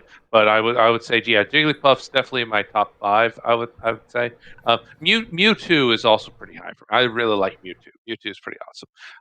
But yeah, Jigglypuff's cool. And then the other video is a new interview series that Lo and I are doing. It's on my channel. It's called Between Two Moonhoppers. So what we do is we sit down a person. And we, instead of interviewing them about themselves, we interview them about a topic. So we say, hey, what's something you know and could talk about for an hour or so? And we sit them down and we ask them questions about that topic, and we follow up with it. And it's just exploring that. So our first episode was with Finchan. So, she's our co-host. She was an easy one to choose as the guinea pig. We discussed heart progress. The problem with pedophiles online, and how the left is pushing pedophilia into the mainstream a lot. Um, and just because we recorded it before Epstein's rearrest, so Epstein does not come up in the video, sadly. It would have if we had recorded later, but that's episode 1. Lo is working on episode 2. Will probably come out next month. It'll be with Antihero, and we'll be discussing rune casting, so a lot of the Norse mythology. I need to get the 3rd episode recorded here at some point. I know who it's going to be, but if any of you listening are interested in, we're totally open. Just message Lo-Fi or myself. Get in touch with us. Say, hey, I'd love it if you two talk to me about this random topic that I know a lot about, and I will prep up an interview, and we'll do that. It's different from like what you do, Doc, or what I rate, because it's about a thing as opposed to the person. So it allows Lo and I to kind of, because Lo and I also learn things too this way, because we get to ask people about stuff, and I don't necessarily know what the answers are. Like I know a lot more about Norse stuff from Antihero because it is, so it's great. Feeds are learning. But yeah, there you go. So 2 videos. That's my first video on my channel for the last couple months because I've been taking a break. But it's nice to have some new content on there. Yeah. Moonafest 8 p.m. Central tomorrow. We changed our time. We are now 8 p.m. Central. Moonafest tomorrow. Sorry, almost forgot. Yeah, I'm resting Doctor on call for a little while. So if you guys are looking for that, I'm going to try to find something to recommend for you, because I really don't know a lot of people that run at the 8 o'clock time slot on Tuesday. But if you're interested, I'll find something to keep you occupied until we come back. IRS is definitely not going anywhere. We've been kind of late for like the last couple of shows, but we'll finish strong. We will be around to say hello and howdy. And we have IRS on Tuesdays now, since there's no doctor on call. Well, we got to take like a day or 2 off, but we're actually going to keep it random, because I'm just going to do like I always do. Ask Kadunt, hey, do you want to run tonight? If she wants to run, then we run. If she doesn't want to run, then we don't run. Because I support the partnership that makes IRS better than it would be with me just here. Kadunt, she's a national treasure. Yes. She helps make IRS great again. Oh yes. Yeah, we should get red hats and put that on there. Yes, that'd be great. That'd be fun. Actually, I'm coming up with a t-shirt design for the fucking insanity that we're doing on Citrus Quest, and it's relative to the reading of My Immortal. So it's I like it. I whipped it up. I can show it later. I think as long as we get everything done with it, we'll be able to show it tomorrow night, because tomorrow at 8 p.m. Eastern Standard, 5 p.m. Pacific, on Ichabod Orange's Citrus Quest. We're going to be reading through the last half of My Immortal. And we're just not reading through it because actually Ichabod was paid a significant amount of money to read it in his Shrek voice. But we jumped in and decided to help out. And by we, I'm saying there was Miss Steam, Tabby Wisa, Kadant, and myself. And everybody took a couple chapters and read it all at once. And true to his word, he read it in the Shrek impersonation. I did mine with just a bunch of different voices, going back and forth. Kadant read with a bunch of different voices. Miss Steam and Tabby read it straight out, and I don't think I've ever heard Tabby as frustrated as she was by having to try and read this, because okay, let's put it this way. If you guys actually read this, I mean physically read it, you will think you have dyslexia after the first 2 chapters. Oh, yeah. You will believe that you're not reading a word right, or that this doesn't look right. And I won't kid you. I read like 3 chapters in a row, and I was dizzy afterwards. Legitimately dizzy. It's so bad it induces dyslexia. That's wow. No, that's whew. So that would actually make it a low-key Lovecraftian horror, because when you read some of like the bad evil books in Lovecraft, you slowly go mad. So that would make My Immortal like a low-tier Lovecraft horror book, where because you read it and you go a little bit crazy, you lose some sand points. Oh, I'm a huge fan of the Lovecraftian way. Hey guys, I'm gonna throw this link over for Citrus Quest. I guarantee you will have a good time, because you will either be able to enjoy the fact that we're breaking this down and reading it and doing different voices and being silly or playful, or you will get joy out of watching people go insane by reading this shittiness. So there is the link over to the Citrus Quest channel. If you do want to catch up, you don't want to be left behind. There is the first 2 hours of us reading My Immortal. And actually we call it Ventress Quest because Vinvi was the one who decided to torture our poor friend Ichabod Orange and make him do this. So it's gonna be a good time. I guarantee you will be able to either laugh that it's actually funny or laugh at the Schadenfreude. So how much money does someone have to pay Ichabod for him to dance with tassels? Well, he started off, the gimmick was he's trying to earn $600 so he can get a backstage pass and a meet and greet for Patricia Paytas, because she's coming to his town in like 3 weeks. Is and that the person with the really awful boob job? Yeah. Ah. Yeah, and she's touring with her new record. She got a new album out. Wait, she's a musician? I thought she was a porn star. No. What? I mean, she showed her pussy off and stuff like that. Kind of like a Instagram thought. Right, yeah, she's an e-thought, but she's also a musician. I see. I don't know if she's a musician, but she sings and dances.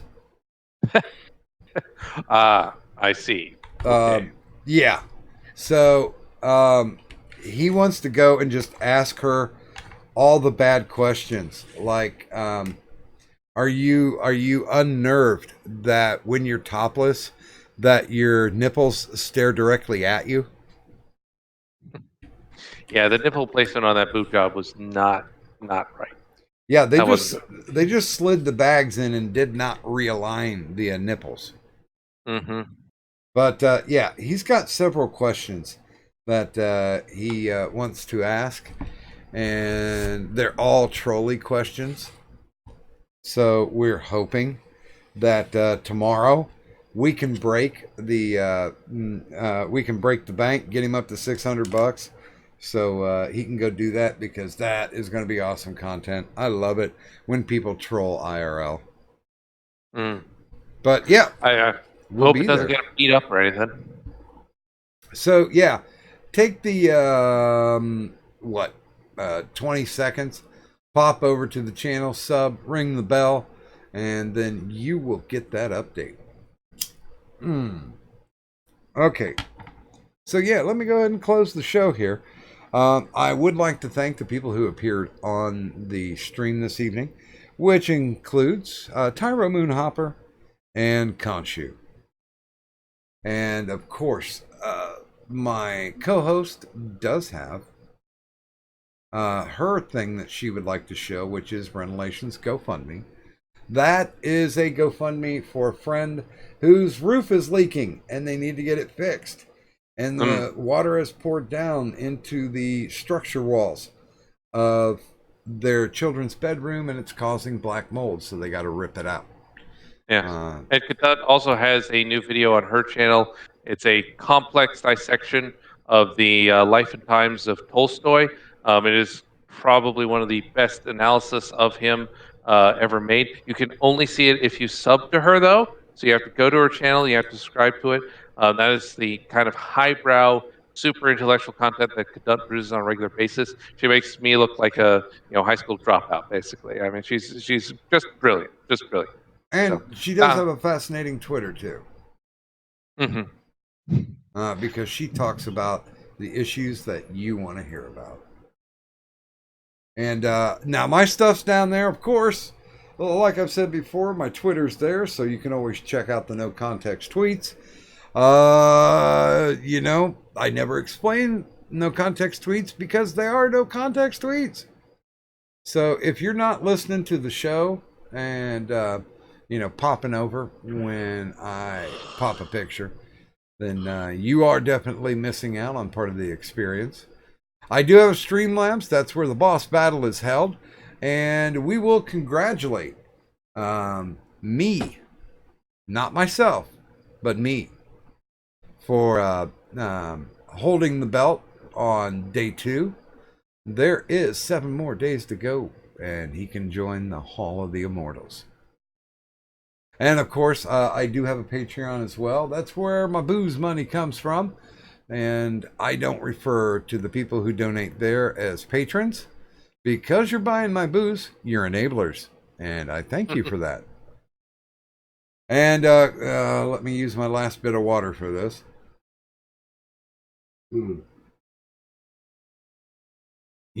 Tomorrow when I'm reading, I really should do the Bane voice. Only then you will have my permission to die. That's what an empty mug is good for. I can also do bear sounds too. So let's do this. If you're looking for the finest in bootleg Medicare merchandise, look no further than Doc Griffin's Tea Public Store. That's right, Doc Griffin's Tea Public Store, now featuring Insomnia Ramble Stream merchandise. So stop by Doc Griffin's Tea Public Store and buy something. Damn it. And so I'd like to thank everybody who was on the stream this evening. Also, thanks to everybody who was in the chat. Because without you guys, it wouldn't be as much fun. You guys provide some of the topics that we discuss and also help to flesh that out as well. And who knows? If you've got a great take, then we certainly will invite you on and make your monkey ass famous.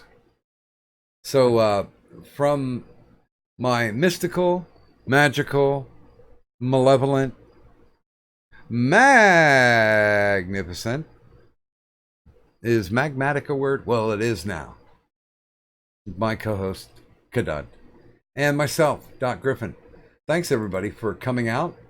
And if you could, just do me one favor and leave the money on the dresser. Bye.